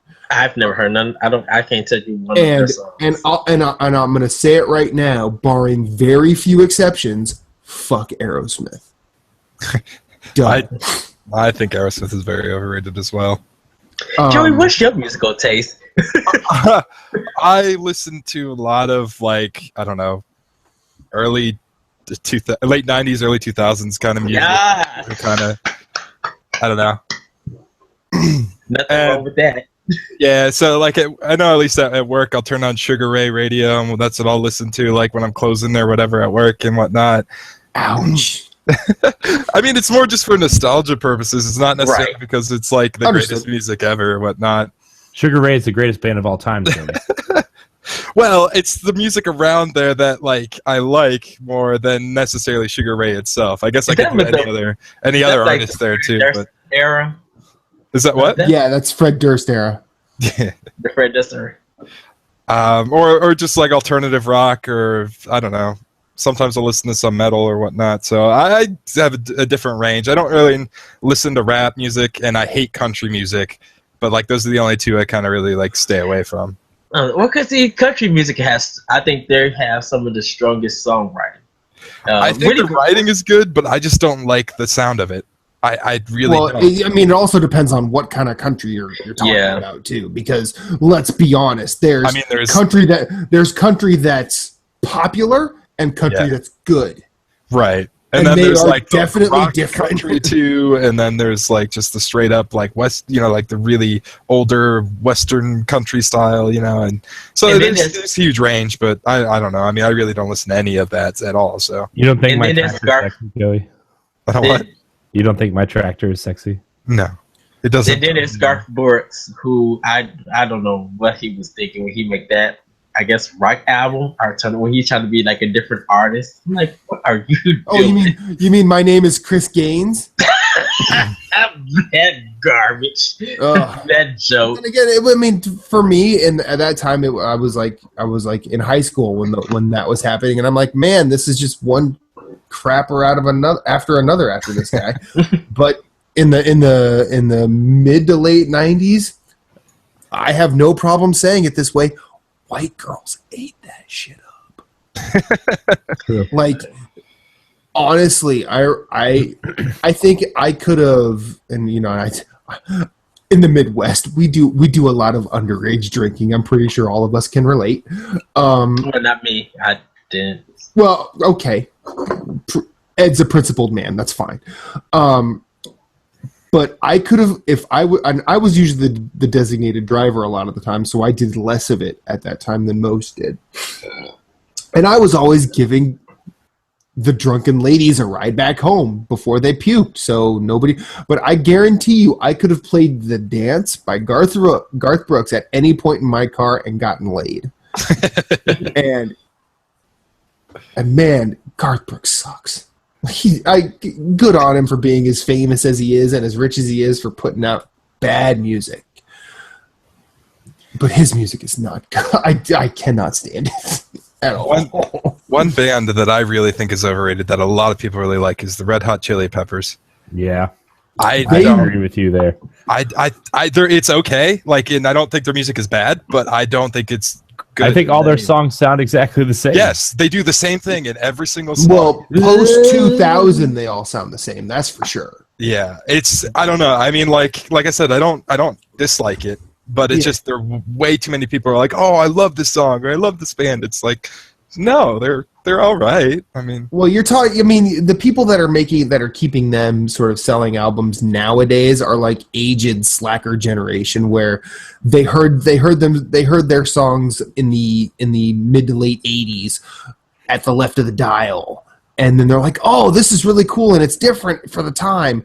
And then when they sort of followed them through the 90s, made Blood Sugar Sex Magic a big selling album, which was it was good. There are better albums in their catalog than that, I will say. But then, what was it? It was Californication, and then the one after that, where they started like singing harmonies and stuff. They're like, oh, Anthony Kiedis and the boys they're doing Beach Boys stuff. That's why this is awesome. Like, no, just because they're trying something different doesn't mean it's good. Isn't that almost like Nickelback? Like, No. Don't get me started on Nickelback. I mean, no. Terrible. Red Hot Chili Peppers are respectable. Nickelback's terrible. Nickelback is touch awful. that.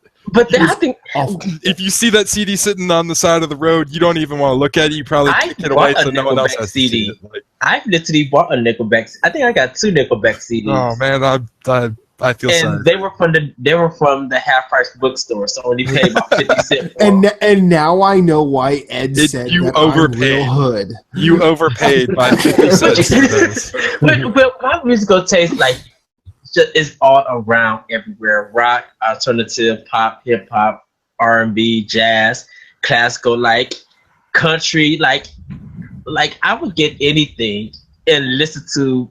I like to say kind of the weirdest stuff, but I'm into stuff like that because it exposes me to new music that I've never heard of. Yeah, but see, the thing is, Nickelback isn't even really weird though. They're not. They're not. Their songs. They're the most average group ever. That it just makes them that much worse. That's all they do is they play to be average. Like literally, I think that somewhere in Nickelback's lineage, there's somebody pissed off that this band wasn't named Average White Band because there was already an Average White Band. That's literally where they shot their to be is just that average white band. There's. Mm-hmm. I mean, I don't know. And I will say this: at least they are honest with themselves about it, because most people in that position, like look at Matchbox 20 about 5 years before Nickelback became famous. They're like, oh, we're really trying to be artists and we want to be good, and when really they're just watered down corporate rock. That's all they were. And Nickelback is just like, yeah, we could be watered down corporate rock, because guess what? Our bank accounts ain't gonna have a problem with it. So, I mean, their albums sell and people go to their concerts. So even if people hate them, I'm just like, well, they actually doing more than what most artists are doing now. This is how I described Nickelback about 10 years ago. They are the band that high school kids' moms think are the cool bands that their kids are listening to. So they're the band that the moms of the high school kids listen to, because they think their kids are listening to that when they're really not. Sounds about right. Well, they don't know nothing about emo, so That's how I describe Nickelback. Emo's a weird section of music. Like there's some cool things that came out of emo. Like I think American Football and Sunny Day Real Estate were really good. Is emo even still around? American Football just reunited and put out an album. Sunny Day Real Estate, I'm pretty sure, is still doing it. But Dashboard Confessional can fuck off. I don't know what about My Chemical Romance. Fuck them too. Gaslight Anthem can piss off as well.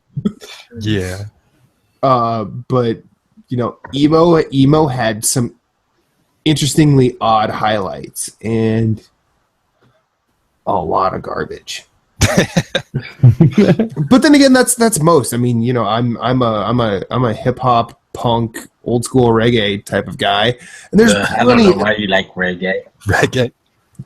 Well, I like reggae because it's actually a very versatile genre if you examine it. Now, if you're going to talk about the stupid reggae that most white people like, there's a lot of that's garbage. Like when people say, "Oh, I'm a fan of Bob Marley," but all they have is his greatest hits album, Legend, they're not a fan of Bob Marley. Mm-hmm. They don't realize what that man actually stood for. If you listen to albums like Catch a Fire or Exodus or Burnin' is an album that is more appropriate today than when it was released, and it was released in the Thatcher pre-Reagan era, when music like that was probably needed to a decent degree. But Burnin' is one of the greatest albums of all time, probably one of the landmarks of that genre. But then you also have weirdos like Lee Perry, who did weird things with production and messed with perception of sound, which is really cool. And then you had people who could just write songs and sing, like Jimmy Cliff or Desmond Decker or Toots and the Maytals. Toots and the Maytals? I just like how all of you just stopped talking and listened to me. That was really weird. No one ever does that. Because this is what you're good at. You are educated in music. Like you got good critiques. You know your music inside out. Thank you, Ed. You're welcome. I'm gonna blush now. Oh, I thought that was the alcohol coming out. Never mind. No. I'm drinking a wit, which is like 4% alcohol. So there's no way. Oh no, I'm sorry. It's 5.2. Oh, yeah, this like Barks red cream soda. You shut your damn mouth, Ed. Why? Because Barks cream soda is awful. It's Priscilla by Oscar Blues Company. I know nothing. I'm going to have a second. Great. So, what were we talking about? I don't know. We're talking about playing Thanksgiving games. Oh, right. Oh, great. So a pretty long tangent right there. This is NGR. Joey, welcome to NGR Radio, sir. Right. You do not know us nerds. When we go rogue, we go rogue. Corey's the best at going rogue. I mean, we might. I don't know if that's called rogue. I think that's basically we just went deep cover. I love that song by Dr. Dre and Snoop. Right? I love deep cover. Yeah, and you don't stop. The movie was crazy, but the song was good. that movie, like I'm still kind of shocked that Fishburne got work after that. But then again, I learned later on he shot like Boys in the Hood like right after that, like before Deep Cover was released. Oh, really? So, yeah. Like, oh, wow. No, because I thought Boys in the Hood came out before Deep Cover. I believe Deep Cover was 91 and Boys in the Hood was 92. Ah, I believe. I love the early 90s with hood movies because you had not Deep Cover. You had Boys in the Hood, Menace to Society, Colors. Colors was a good one. What else? Above the Rim, Juice. Above the Rim wasn't that good. But I mean, you just have movies like that. Like Juice was great though. Juice is amazing. Like Juice is a movie that still is pretty relevant. And the fact that they did an instrumental, it was one of the first movies to really take hip hop seriously, and the score, not just the soundtrack, but like the score was authentic. I mean, I say authentic, and that sounds like I sound like a dumb white person saying it, but like it was actually like true hip hop at the time. And yeah, Juice is amazing. Juice. I would love to probably revisit 90 movies and see how they hold up today. A lot of them are good. Boys in the Hood's still good. Yeah. You want to know another movie that's still kind of good? The Last Dragon? No. But yes, but no. Last Dragon is good for so many other reasons, not Fast and the Furious. No. Corey, shut your goddamn mouth. Big Mama's House. Good. He just said Big Mama House was kind of funny. I laughed. 2. Bad Boys 2 was from the 2000s. Just naming movies. that would kind of actually be funny. Gone in 60 seconds. Like Nicolas Cage. It would be funny, and this is kind of not a racist thing or a racial thing, but if it is, oh well. Racist? No, I'm kidding. If a black person recommended like a black movie to a white person, and a white person recommended like a completely like other white movie to a black person, it's super white. Like, what movie would you want to be recommended? It's something that you already see, but something that like Corey. Are you asking that? Now, hang on.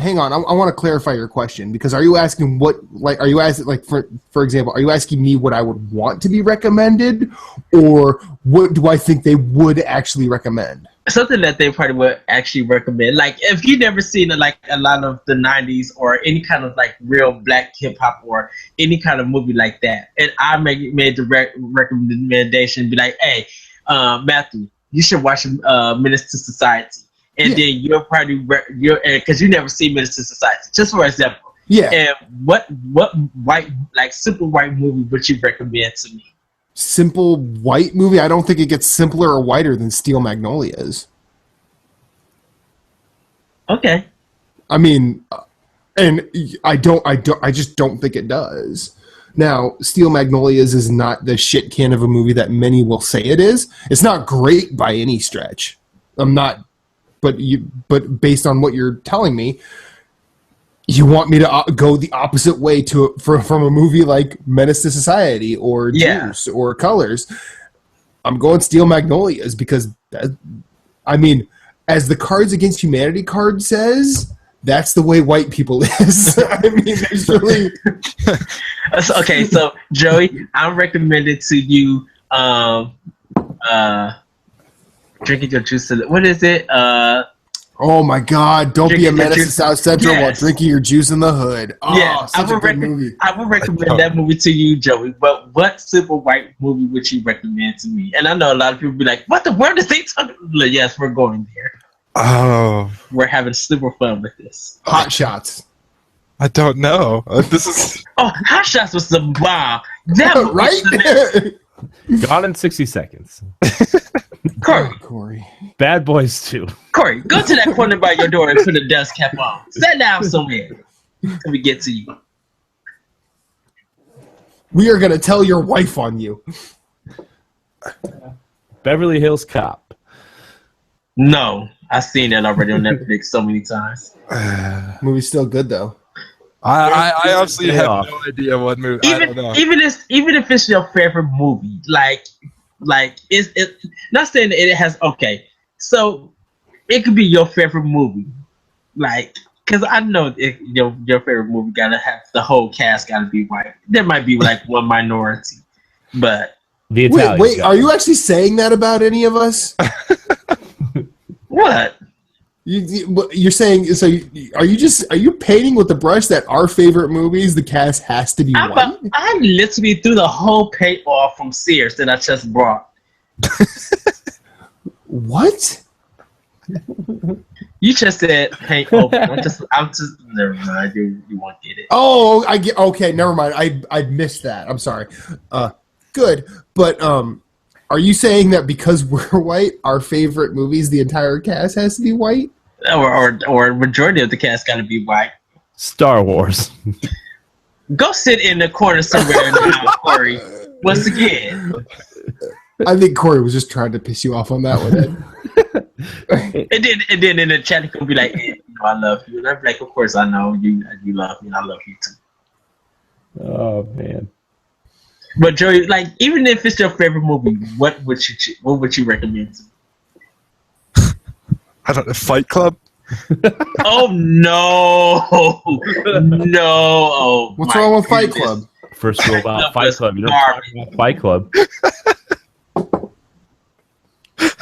Fight Club was insane. And like, it was okay movie, but it belongs in the junkyard. I liked that movie a lot more when I first saw it than I do now. Yeah. Austin Powers. The first time watching that movie was Austin Powers. Yeah, that's a good. I watched Austin Powers 3 probably so many times. I could quote that movie like from That's the worst beginning one. to the end. Yeah, Austin Powers 3 is like the secret best one. That was the only one we had on DVD. I mean, it has Michael Caine in it. So I watched that one like all the time. Beyonce? Beyonce's amazing in that movie. And I think some of the outlandish shit that Mike Myers does in that is probably some of the best. Like, I mean, come on, smoking a pancake, a cigar and a waffle, a bong and a blintz, a cigarette and a crepe. Oh yeah, pipe and a crepe. Would you like a smoke and a pancake? No. So there is no pleasing you. There's two things I hate in this world: people who are intolerant of other people's cultures and the Dutch. Okay, so Fight Club you would recommend to me. Sure. Okay, so let me see what I would recommend to Corey. Oh, gosh. Medea's Family Reunion. I would recommend to you. Oh, my gosh. Oh, what are you doing? What are you doing? You're just no. Like, are you just what? really leaning that hard into the stereotype? No. I mean, Poetic Justice. There you go. That's a good one. Poetic Justice is a fucking great movie. What was the one with Queen Latifah? They were the bank robbers. Set It Up. Or Set It Off. Set It Off. Set It Off. It's such a good movie still to this day. Mm-hmm. I've never seen any of these movies he's recommending. Yes, you must. Okay, so Poetic Justice I recommend to Corey. Corey, what would you recommend to me? You better not say Star Wars, or I'm finding it on going on Google Maps and finding where you live at to drive in. When I get the money. My address. I know. I gave you my address. I know. Honestly, I don't know. I think Boondock Saints is a pretty white movie. I really like that. I think 2 was better. What'd you say? Wait, what? 2 was better. Really? Oh my god. Boondock Saints 2, because I've seen 2 before I've seen 1. But I was just like, yes, 2 was better than 1. You were not serious, are you? Yes. I think the killers in that is the choreography of it is better than what it is on one. Okay. I like both movies a lot. I mean, the second one was all right, but the first one was just amazing. All The first right, one the was second kinda one's awesome. boring. The second one was better. I mean, I think those movies I think the are first very one- pedantic at best, but I think the whatever. first one is better, but I think that is also because like it's one of those movies that was kind of like almost stuck in the time that it was made, and Yep. you have to like it's one of those movies that you would have had to watch it when it came out, and that's why it's better than the second one. That could Yeah. be. That could be. Okay, Joey. Now this is an open question to for you three. What movie will you not recommend? What movie? And it could be any movie. The movie that you hate. Do you hope that I would have recommended to you? Let's say Christmas Story. This is the worst movie ever made. I hate that movie so much. You shot me in the eye. Is that the one they show on TBS on Christmas Day? Yes. Oh my goodness. That's why it's the worst.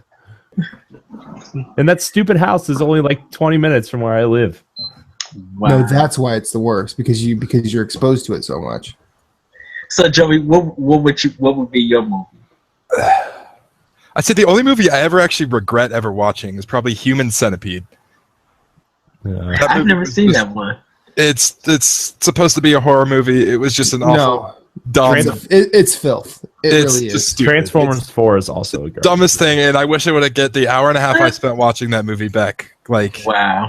it's like I've seen terrible movies before, and I'm like, all right, at least I can relate to people when they talk about this movie now. This, I really just wish I didn't watch it. Like, I Wow. watched it after, because that was when Tosh Porno was on, and he did like his 30-minute review on it, but like condensed it down into like probably a couple minutes, and like he at the end of it he literally says, "I told you this what this movie's about. You don't need to see it." And I was like, it can't be that bad. It was. It honestly was awful. Wow. What about you, Matthew? What Warlock the Armageddon. Warlock the Armageddon. You probably haven't heard of it. That's fine. Don't go seek it out. Can I change my answer for the movie I want to recommend? Oh yeah, sure. 2001: Space Odyssey. Ooh. That's not from the 90s. Come on, man. Oh, it was supposed to be from the 90s? No. It could be for anything. It could be for anything. Recommend. It could be for anything. I thought I thought it you- just I thought had you- to be a okay. white I've movie. never. That's what I'm saying. That's a white movie. Like that to me is a Is really it? white movie. Yeah. And Mortal Kombat. I've never seen. Why it. do you? I wouldn't really call. I mean, Really, Corey? Yes. Mortal Kombat is my movie. I love that. I don't care what anybody say. I love Mortal Kombat. Now, Double Dragon. If you want to see me drunk, put in Double Dragon because I'll be like, for every idiotic thing that you could think of is in that movie, I would be underneath the table within 5 minutes because that movie is horrible. Tomb Raider. Tomb Shut Raider. up, Corey. Wow, I seen that in the theaters too. Actually, both I seen both of them. Those movies aren't terrible. Yes, they are. They're bad in terms of like critical, but they're not terrible. No, they're terrible. They're not terrible. They're good, When bad. was the last time you watched one? I watched both of them last week. They're on Netflix. I was editing movies. How and high were you? I needed something to play in the background while I was editing videos. Then you weren't watching them. You were just hearing noise. I didn't. Oh, another awful movie is the Aragon movie, the one that they made off of the book. That book was amazing, or at least like good for me at the time when I was I don't know growing up. But that movie butchered that book so bad that like the people who didn't read the book were all like, "Oh, that's a pretty decent movie," and Can I I just tell you- left like just so disappointed. I can't even tell you what that movie was even about. I was just like, what is this? This is just images. I'm just like, wait, what? Huh? Yeah, that movie is like, goodness. I think that movie is for people who have ADD. Or the Last Airbender. Oh, the real live action. That one wasn't bad. Really? Yeah, I didn't have because I never watched the cartoon. So when I seen it, I'm just like, this is a cool movie. I'm like, it's nothing to get up in arms about, So it wasn't that bad. Van Wilder. Oh God. Go back to your corner. I love doing this to you guys. Go back to that corner, sit in your desk. Death race. Well, no, because we are ending the cinematic exploration right now, and we are going into 20 questions. We're gonna need Corey here. Yes. All right, so I have a game.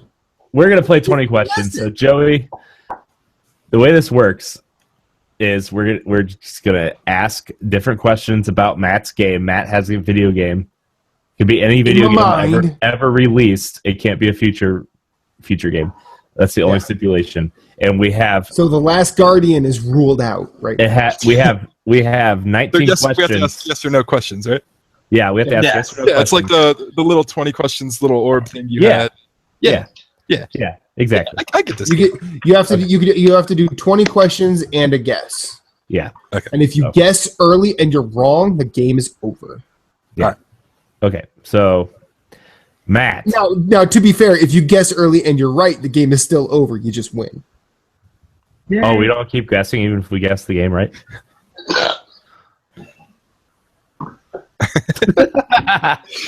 Something about a corner, Corey. I think you're supposed to go there. Thank you, You know what, Joey. Joey? See, Joey's being polite, saying it. No. You want somebody to make you feel real bad? I'm Joey's replacement friend. Go Joey's back right to that corner Joey's that real- Joey told you to go to and sat down right there with your dust. Joey's real friends are coming home for Thanksgiving, and he's going to go hang out with them. Joey, It's Corey's birthday, and I'm being mean. Joey, go to your corner. I'm just kidding. I'm actually going to go out with my cousin that night, and we're going to celebrate our birthdays together. 'Cause Nice. Her birthday was a couple days ago. So Yeah, because I've been banned to send somebody a birthday gift. Who, me? Yes. Yeah, you are. No one's allowed to get me anything. Boo. All right, here we go. Matt. Because I had the perfect gift to send to you too. Ed. See, Ed's too nice. I can't just tell him no. I literally was gonna send you this NES mini classic What? for your birthday, but you told me no. I literally that's the reason why I got it. My thing was to actually surprise you and send it to you for your birthday. Hey, Ed, my birthday's the 19th. That's not true. He's lying. You want to send it here? All right, here we go. 20 questions. Matt, did this game come out after January 1st, 2000? I believe so. I have to double check. Yes, it did. Yes. Okay, Joey, it's your turn. Is this a primarily single-player game? Yes. Ed. Was this on a Sony platform? No. Was this a console exclusive? Yes. Okay, so around 2000 console exclusive. It's not on Sony, so It could be an Xbox or Post Nintendo. 2000, non-Sony, predominantly single player. That's what you guys know. Okay, And it's a console exclusive. so knowing Matt, was this an Probably. RPG game? I just made myself mad for saying RPG and then game. a role-playing game. Yes. No. Is this on a Nintendo platform? Yes. Okay, so it's a Nintendo exclusive. Okay, was this a Nintendo console game, not a handheld? But it just You should. You know what? You should know the answer to that question because I've never owned a Nintendo handheld. Yes. That doesn't mean anything. It does. Some of the best Nintendo games are handheld. I've made a solemn promise that I will never put a game on here that I've not played. Has someone been counting the That That was was on question question seven. 7. This is Okay. question 8. The next question is question 8. All right. Is this a shooter game?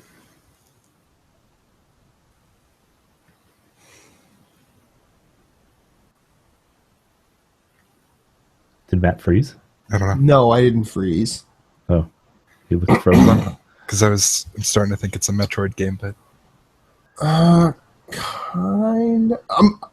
Move on. I'm gonna double check. Hang on. I want to make sure I answered this one correctly because I've done this before where I've answered it incorrectly, or I've answered it one way and led you guys astray. Ed, move forward. Was this on the Nintendo 64? No. Okay, so GameCube. well, it was after 2000, so it could be Wii. All right. Did this game come out in the HD era? No. Okay. Okay, so well, GameCube. GameCube. Since GameCube. Thanks, Joey. I only said GameCube because he struggled to figure out if it came out before or after 2000. I'm sorry, I wasted one of our questions then. It's okay. At least we confirmed that fact. So GameCube. That's what I'm trying to think. Do we want to like ask about the protagonist? Do we want to figure out if it was developed, if it's a first party, second party, or third party game? We could. Do we want to figure out perspective? Well, it's not a role playing game, and it's not a Right, shooter. and it might be a shooter. He said he's not going to. Oh, He hasn't answered that. I'm working on it. Hang on. well, No, it's not. Oh, no. Okay. It's not. it's the main character God, it's female. been too long since I played this game. What? It's the main character female. Yes. Oh. It could be. Is this a Nintendo developed game?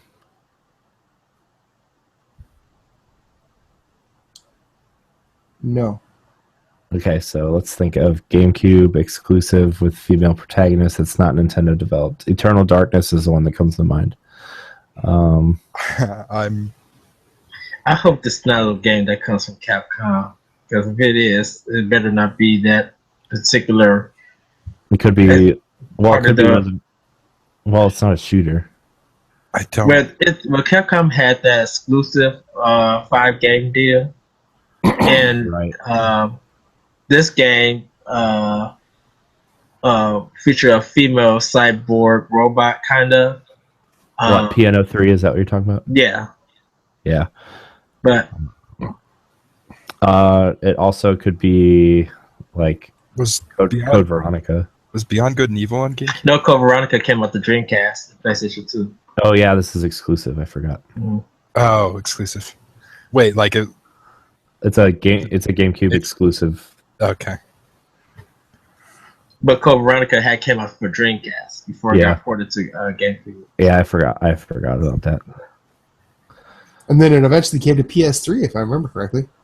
Yeah, well, it's on everything now. It's probably Eternal Darkness. Yeah, I'm starting to think it's more Eternal Darkness. Was this game developed by a second party? I don't think so. I don't know the relationship of this developer to Nintendo. Did this game feature weird things that happened during the game that you could not control, even if you thought like No, it's something not a was Dark happening? Souls game. Yes, it did. Okay, so I'm leaning more towards Eternal Darkness. Yeah. Yeah. I don't know at this point. So you guys. It's not. They're not second party. They're not second party. Oh. Well, they did do. I mean, technically, they would be second party if Nintendo contracted them to Well, do see, this that's game. asking me a question that I'm not ingrained enough in the video game industry to know, and it's really difficult to find out. So, I'm gonna say no. They're not second party. Only If there is a you guys way get we this can connect correct, to the world through a wide I'm web. trying right now, and there's nothing that says Was this game? developer. Was this Was game second developed party. by Silicon Knights? Yes. Okay. Then that's You guys better have a guess now. Yeah. You ready? Should I say or No, it's the next person. Go and Oh. wait your turn. I kind of just want to keep asking questions to mess with you. Did this game feature a Roman soldier? I should just lie just to fuck with you. And that would be true to the game. Exactly. That is No, it didn't. It did though. Did it? I'm gonna. How far is it to Philadelphia from here? Like 7 hours. Mm-hmm. I'll see you. It's Joey, I'm calling off work tomorrow. I got to make a road trip. Good luck with that. You work at 9? Well, Yeah. I'll just work a split tomorrow. No big deal. Yes, Joey's covering my shift. Matt, coming for you. good luck finding me. Joey, it's your guess. You might as well just guess. I don't know what it is.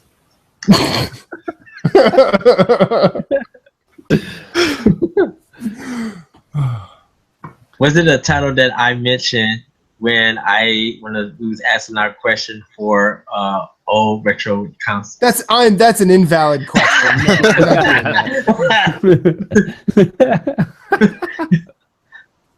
that. Is this Eternal Darkness?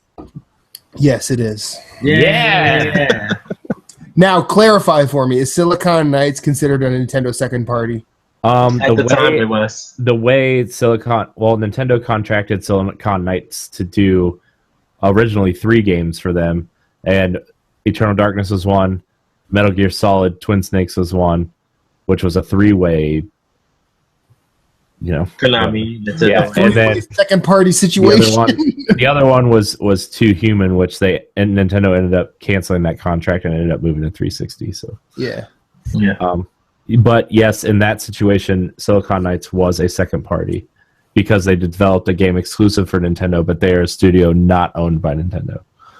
The same way Insomniac is when they do Ratchet and Clank for Sony. Yeah.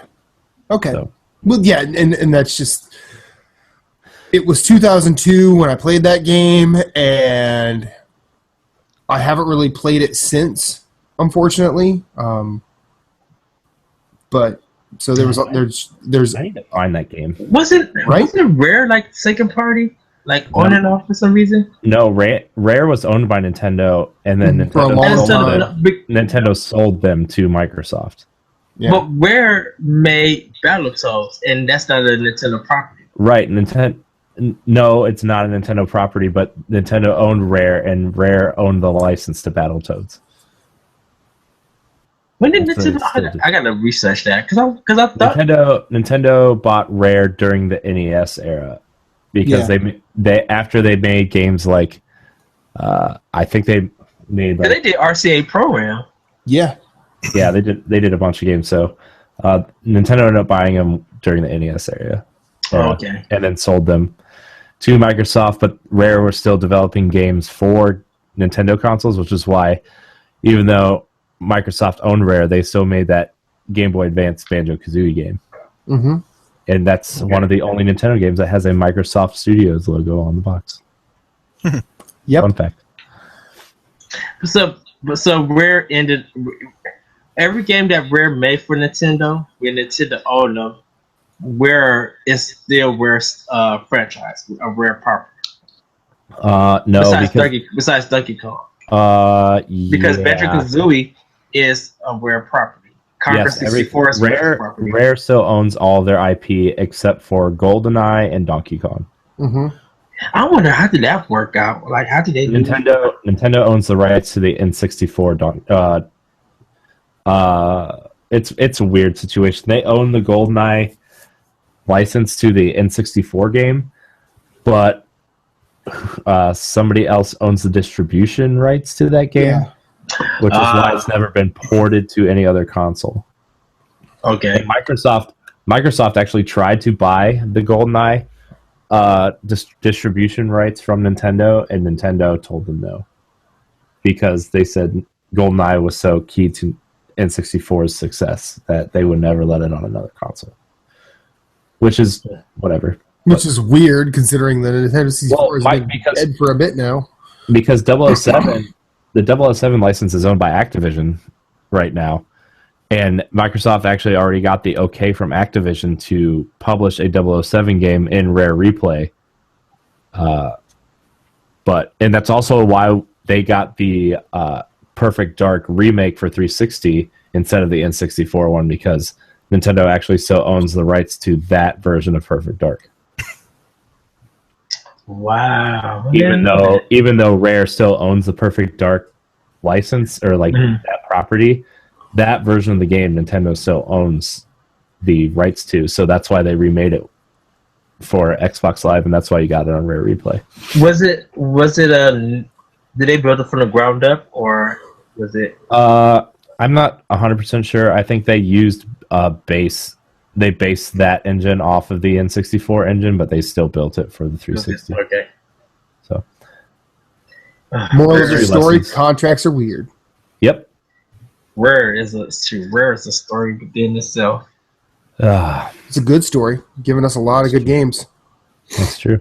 That is true. And a couple of super overrated ones like Battletoads. Battletoads is not a good game. It's super hard. It's not a good game at all. I just remember it's not even bad because it's hard. The only good thing that came out of Battletoads. The only good thing that came out of Battletoads was A, I got action figures to fight my Ninja Turtles, and B, the Double Dragon crossover game was really good. Which is word. That one was okay. Which is weird that EA published the arcade version of Battletoads. Yeah. Yeah. And that game was all right. I loved playing the arcade version of Battletoads. Yeah. Well, I think that's going to wrap up this episode of NGR Radio. Yeah. Joey, I'm so glad you were here for this one. I was glad This was a good episode. This was a good Come episode. back, Joey. I'll have to. No, every Monday you're coming Every Monday? back. Okay. I mean, Dang. whenever you want. Wow. If you don't want to come back, that one, didn't you? Jeez. What? Okay. Oh my gosh. So plug stuff. Ed, you'll go first because yours is always the. You need to grab a beer, guys. Where do I even start? Well, I host my podcast, Optional Opinion, which you can find at the Numbers Video Network.podbean.com, SoundCloud, iTunes, Google Play, and other podcast apps. I also do a podcast with my other friends, World 11. You can find that at archive.org, SoundCloud, iTunes, Google Play, and other podcast apps. I have a blog on IGN called Optional Opinion. You can find that under Anime, ENIME. I also write for SkirmishFrogs.com, a series called The Moment, where I talk about old retro games and how they reflect on my life. So you guys can read that. You can follow me on Twitter at ThatRetroCode. You can find me on Facebook under Emma Varnell or World 11. You can find me. I'm doing 40 Days of Destiny. So you can check the blogs at dnanetwork.net, which I also write for. And you can also check on my optionalopinion.wordpress.blog. You can check that out. Let's see, what else? Twitter, Facebook. If you want to join me on Xbox Live and PSN on Xbox Live, I'm the Lyrical One, capital D-A, capital L-Y-R-I-C-A-L, the number 1. For PlayStation Network, it's on Comical, O-K-A-M-I-C-A-L. You can also check out my Twitch channel, the Lyrical One, where I do a Let's Learn. So I play games and I teach about them, about that genre and like how to play them. So you can check that out. Other than that, you could check some of my series for Optional Opinion, like some of the blogs, like the Beauty of Video Games. When this goes up, my episode of Heavy Rain discussion, which I think you guys will really enjoy. You guys should check that out. My special guest, Josh Brent and Ray Osorio, will be on it. And we'll be talking. Jason! And we'll actually be talking about how the game makes them feel since they're dads, and is the game kind of relatable, and what would they do in that situation? So we're going to probably be deep, so do check that out. Other than that, that's pretty much. You can find me on Team Nerd. Also, I do reviews for them, and I'm part of Podcast Connected. So check me, Kyle, and Corey out on Team Nerd. You can find that at YouTube and on the Team Nerd Facebook page. And DNAnetwork.net. You can find my writings there, like I said. And check out DNA Network YouTube page for more content like Destiny, NGR, Power Block, which I'm also a part of, and more. Yeah. Matt. Yes. Matt, where are you? I'm here.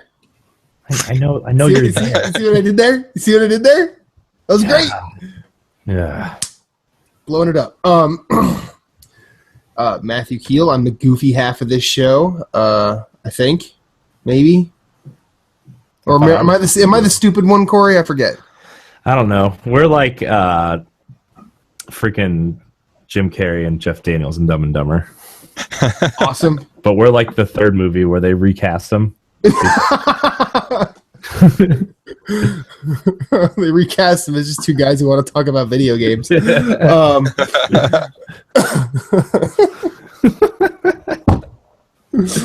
I can't bang on the table. I'll break the internet like I did last show.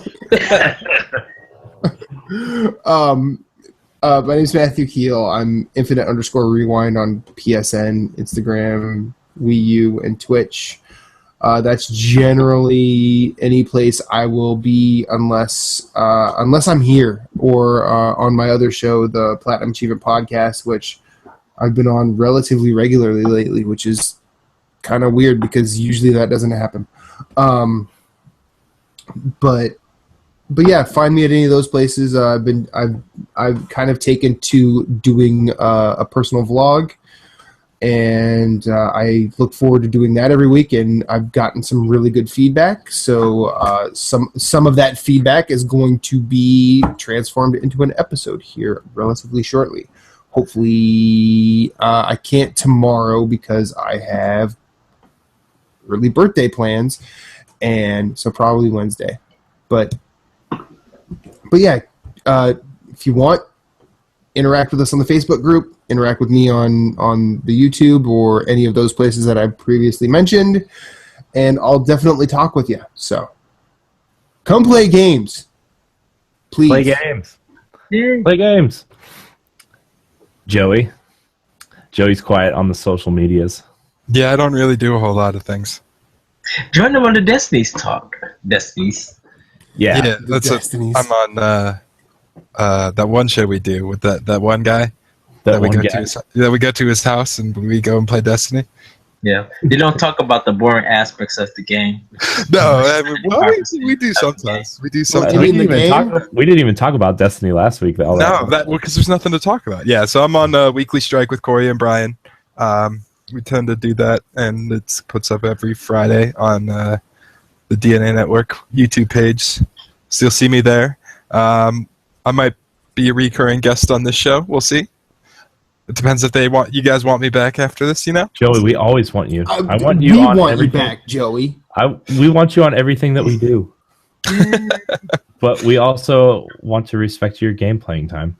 But Joey, I want you on every show. You're I